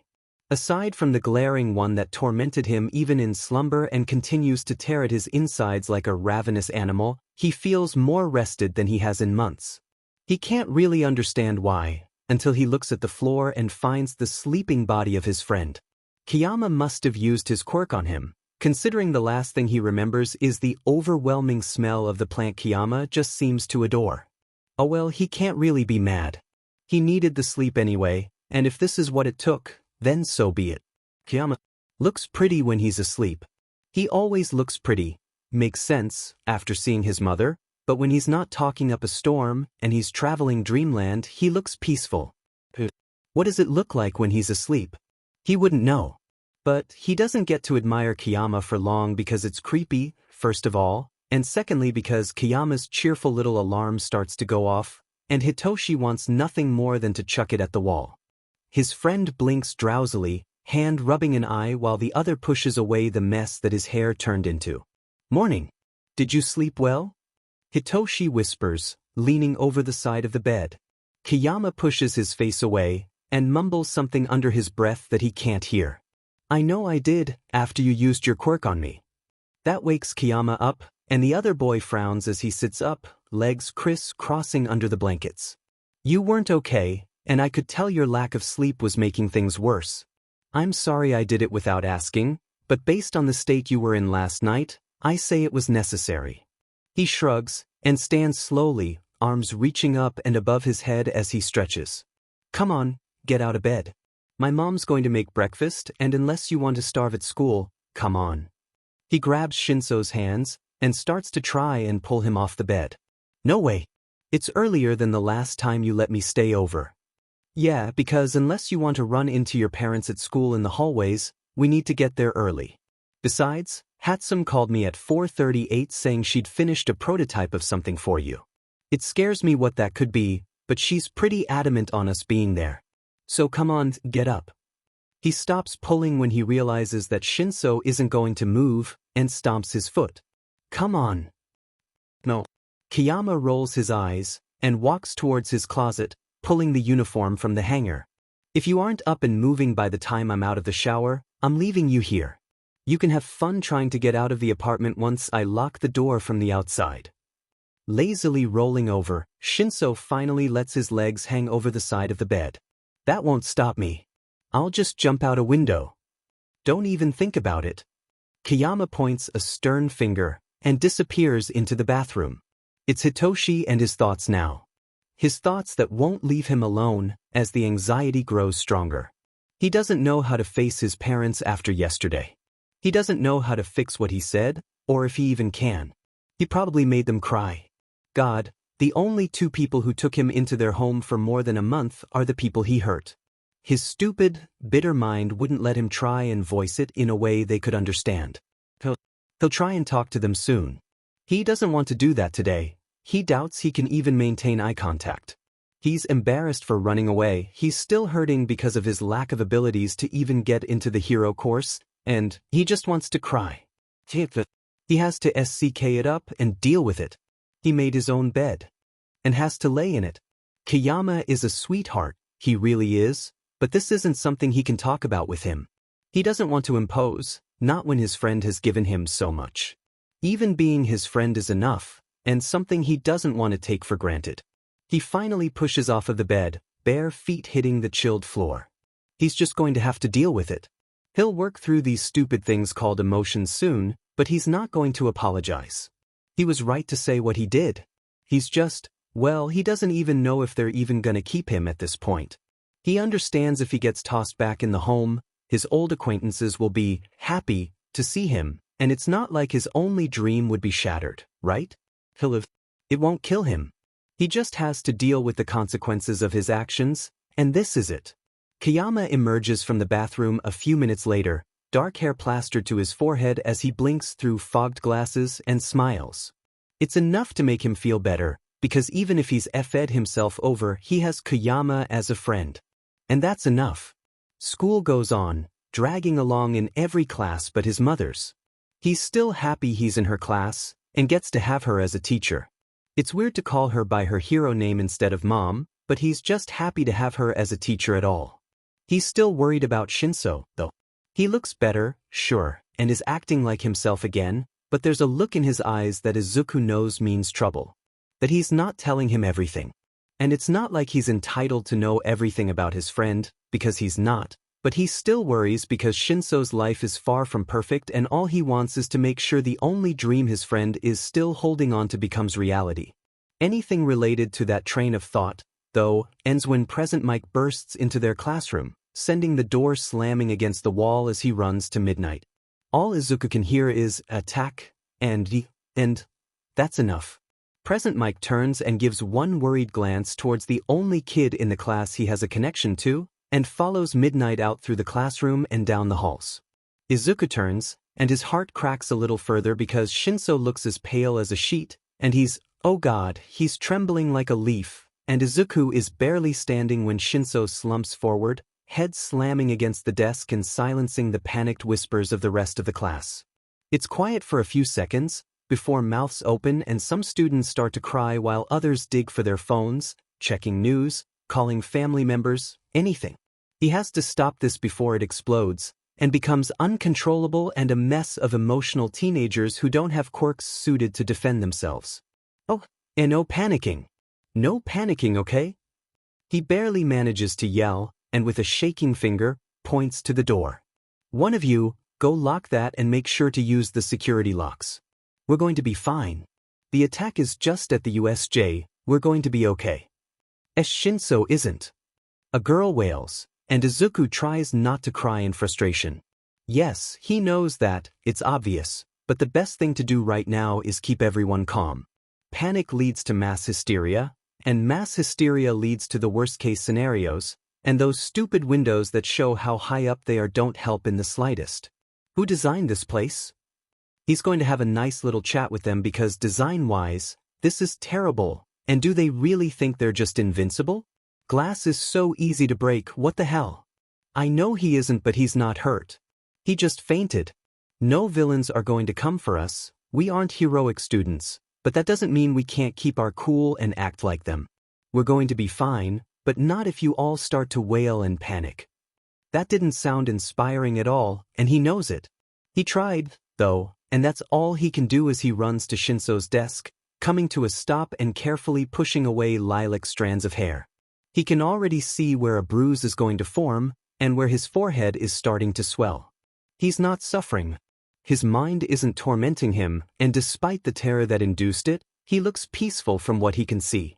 He's never seen him like that in the waking world, and that makes him sadder than most other things this universe has thrown at him. I need water. Does anyone in here have a water bottle, or anything? He's going to have a terrible bruise and swelling when he wakes up, and the best thing to do is keep that down. He asks, and in the momentary pause, his brain runs wild. Mom's going to the USA, villains are attacking, Mom could get hurt, Mom could die, Eraserhead is at the USJ, Eraserhead could be dead, oh my god, what will Shinso do if Eraserhead is dead? What will Mom do, are the Hero Corps students okay, is the school going to be attacked, why can't I be there? I could help. Why didn't I take the recommendation exam, I could be saving lives, but I'm stuck here instead and people might die and… Kayama? Here, I have a water bottle. One of his classmates holds out a container, and Izuku stops the thoughts running in his head. He's going to puke. It's going to have to be after he tries to wake up Shinso, though, because he can't handle all this by himself and Shinso is the most mature out of all them, honestly. Thanks.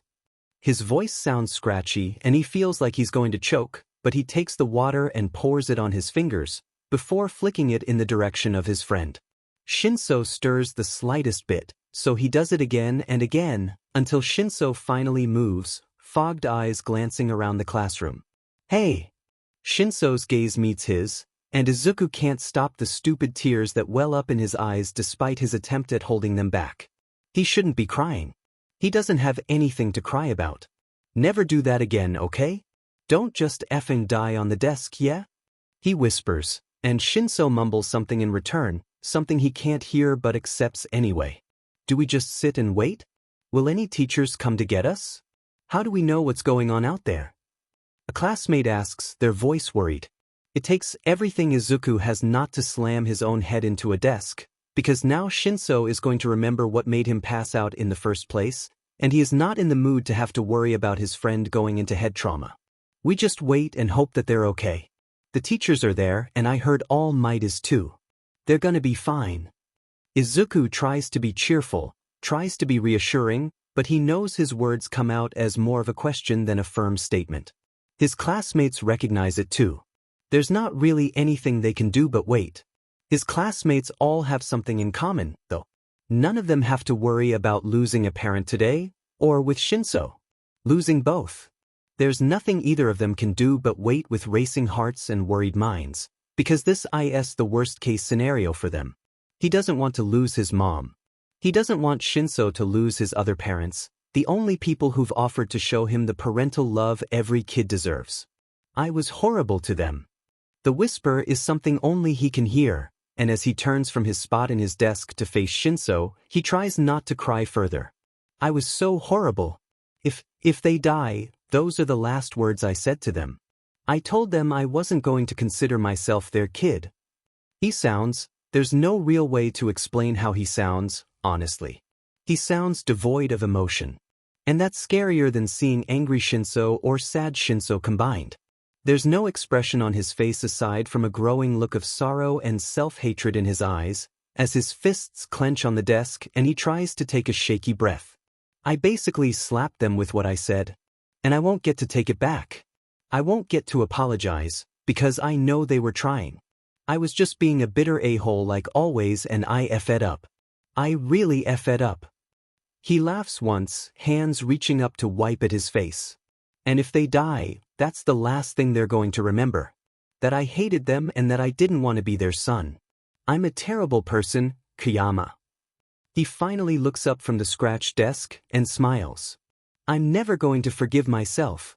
Isuku can only watch in growing horror as his few words of advice fizzle out, and the classroom becomes a panicking mess again because of the alerts they're finally getting from the USJ, the panicked messages from the electric user, who tried to spam every number he could remember from the top of his head. This is hell. And no matter what he's going through, they're going through. He knows whatever his mother and the other teachers are going through is much worse. Nothing is worse than a quiet home. Even when he was a child and his mother went on missions, he wasn't alone. Inko would watch him, teaching him and entertaining him with hundreds of stories while the worry for his mother faded away with the cheerful, cooing voice of the green-haired woman. He doesn't have that now, though. He supposes he could go to Inko if he really wanted, but he doesn't really trust himself to get through the crowds and safely find his way to his surrogate mother's arms. He's just going to have to stay in his apartment, pacing across the floor and biting at his nails. The Midnight Boys had picked him up from UA and tried to reassure him that his mom was going to be fine. They hadn't succeeded, sure, but they tried, and that's what counts. They've been around for all his life, and they're as much a family as Inko and his mother are. He doesn't know how he can try to stay calm anymore. He's worried, and he hates that he wasn't around to help, and he hates waiting.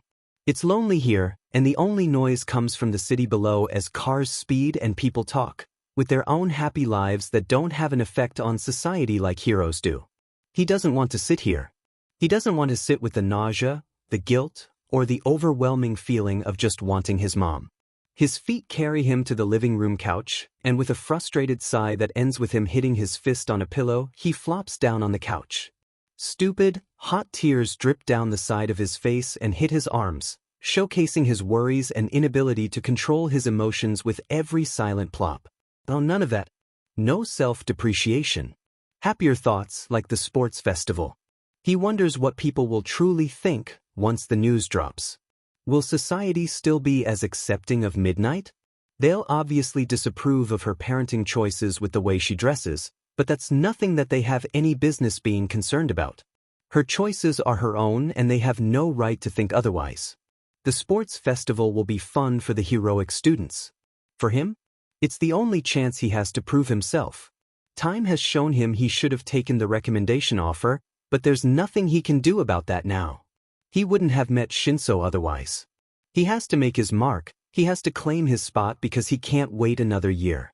The news of his parentage will be out as soon as the festival begins. That won't guarantee his success. He has to make his own. Fun won't be an option for him. He's watched the festival every year from Inko's couch, from the day he could recognize that it was his mama on the TV to now, even though she'd always been either in the stands or helping in an event somehow. He has to pass the preliminary rounds and get to the one-on-one battles.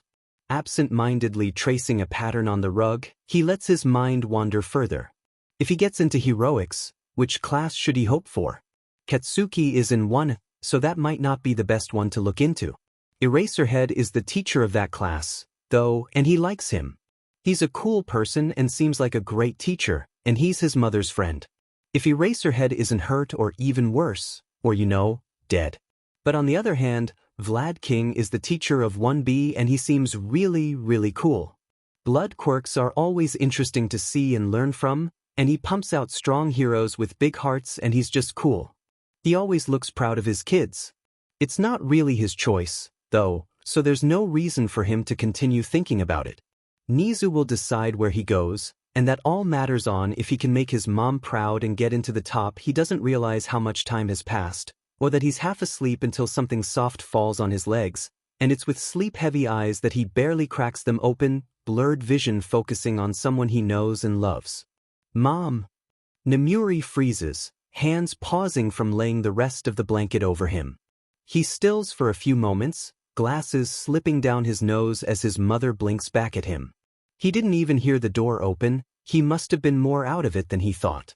Oh my god dash, he struggles to sit up, feet kicking the blanket off to the side. You're okay, you're not hurt? Nemuri practically runs to the other side of the couch, and before she can even sit down, Izuku's stupid tears come back full force and he's crying. Hey. Bruised hands reach out to cup his face, and she carefully wipes away a tear. I'm okay. I'm so sorry I couldn't get home earlier. Things, they were bad. It took a while to give a testimony to the police force, and even then, I had to get to Recovery Girl afterwards. He hates that he's crying, because he's making this about him when it should be about his mother, but there's no option to really turn his tears off. What happened? Is everyone okay? More importantly, how bad were you hurt? Nemuri sighs, and she looks older than he's ever seen in the years he's existed. It's confusing, it's strange, and there's nothing he can do to fix it. I shouldn't tell you this because you're a child, and you shouldn't need to worry about things like this, but… She retracts her hands and places them in her lap instead. I can't shelter you from the world forever, or the evils that live in it. She smiles with sad eyes he's never really seen, and it just feels like a punch to the gut. Yeah, he knew this was serious, sure, but to see his mom's usually cheerful demeanor reduced to this? It's worse than what he thought. There's apparently a new villain league. They call themselves the most unoriginal, unclassy name I've ever heard of. League of Villains is terrible, but dash, she sighs, shaking her hand as she dismisses the thought. They're dangerous. They had this monster, I don't know how to describe it. I'm going to go with it was worse than anything you can imagine. In terms of power and appearance, it was the exact opposite of All Might. He couldn't beat it. He knows his mouth drops, but he can't be bothered to shut it right now. He might not like the hero, but in terms of power, he was the definition of it. He saved millions of lives, and he was a shining beacon of hope that people could look to. How was he unable to beat it? Not right away, anyway. When we ran in, it was terrible. All the kids were terrified, and by some reason short of a miracle, they were all alive. The little frog girl in Heroics had some pretty bad disintegration on her face because of one of the villain's quirks, but she'll live. Quite a few kids got knocked out, some more had minor injuries, but they were all okay. All Might, once he had a moment to breathe, was able to send the monster sky high. We had to fight to give him the chance, though. She smiles tiredly, fingers running over swollen wrists. It was bad. And I couldn't use my quirk in that situation, so you need to know that you can't just rely on yours. I know you've heard it before, but we're going to have to really enforce it, okay? The bad people are still out there, and it was a bitter reminder for me today. The sports festival. With this, she frowns, but ruffles his hair with a bittersweet smile. I have no doubt it'll continue as planned, despite the attack. You have to be at the top of your game, okay, kiddo? He nods, and wipes at the drying tear tracks still painting his cheeks. I'm just glad you're okay, Mom. I was really worried, and I tried to keep the class calm, but I did a terrible job.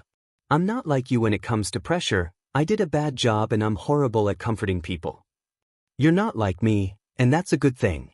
You're you, and the last thing I ever want you to think is that you have to be like me. You don't. You never have to do anything if you don't want to. She says, fierce fire alight in her eyes. He can't even open his mouth to continue, because she's not done, and she makes that oh so clear. He knows not to interrupt his mother in her tangents. You are not me. You're my son, and I love you so much, sweetie, but you aren't me. Everything I do, you never have to. You only do what you want to do. Be the hero you want to be. You don't have to listen to what anyone says, or their opinion. Just know that I will always be proud of you, no matter what you choose to live by. You're my son, and I'll always love you no matter what path you choose.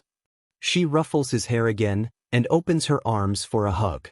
Obviously he returns the gesture, and as he scrunches his eyes shut, lets himself feel like a kid again.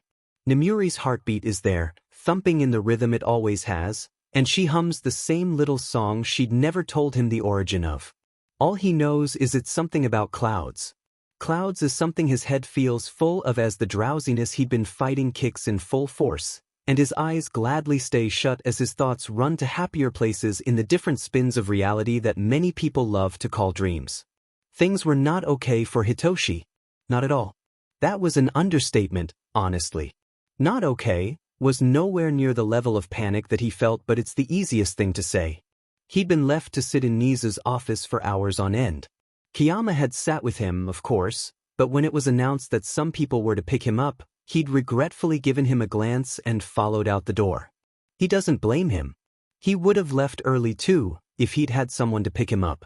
He had to wait alone in the office, with security cameras being the only thing keeping him from snooping through Nisa's drawers. Yamada had come flying in to get him, bruised and bleeding and refusing to answer questions as they ran through the hallways and towards the faculty parking. And after that, they'd arrived at the hospital and well, that's where he was doomed to be for now. His parents are okay. They're both okay, and while that took off loads of stress off his shoulders, the fact that his one parental figure is in the hospital after almost dying adds more right back on. He doesn't know how to apologize. Would it be easier now to do a test run in the hospital room, when he knows Yamada is asleep, or should he actually wait till he's conscious and awake? Thoughts aren't something his mind wants to submit to right now. It's a protest, a way of rebuking him for bashing his head in on his desk earlier, probably. But the smell of hospital anesthetic and beeping of machines don't do anything to help with the pit in his stomach that acts like a black hole, sking in every other emotion that could alleviate the guilt and pain he feels right now. Yamada snores lightly from the chair, and Hitoshi fidgets in the chair. They're both out so they won't hear whatever word vomit comes from his mouth, and he wants to apologize now. He doesn't care if they don't hear. He finally shifts in the seat and uncrosses his legs with a sigh. His voice comes out louder than he wanted, and it's with a wince and a quick look around the room that he finally forces himself to relax. I'm sorry for what I said to you. Aizawa doesn't answer, as he shouldn't. If he did, Hitoshi would probably scream and end up causing him to flatline or something. I shouldn't have said that. His hand rests on the back of his neck, and he tries to whisper. When I said that I wouldn't consider myself your son, that was wrong. That he doesn't know what he's expecting. They're both practically dead to the weight. Bad example. They're both asleep, unconscious, etc. So it's just him and his thoughts. What I really should have said was that I need time. I guess? I don't know, okay? I don't know why I'm talking to you about this. You're both out so you can't hear me, but whatever. I don't know. I'm not just going to forget about my birth parents and just accept you too. And maybe I should, but I don't trust adults. And you're gonna have to give me time, but maybe one day I can. There's tears on his face again. The coarse sleeve of his shirt wipes away the tears, leaving burning skin in its wake. It's what he deserves, and brings him back to the reality of the hospital room. Yamada snores on, and Aizawa remains as still as he was when he first walked in. Black against white, beeping echoing along the walls, everything in here is an opposite of the other and makes him really think. I was worried about you today. Both of you. You know, not many kids have to worry about losing their parents twice, right? He laughs, something not really feasible in a whisper, but it happens anyway. It's probably something he should talk to a therapist about, if he ever trusted one to not diagnose him with things he didn't need. He's never having anything to do with a muzzle again, not if it kills him.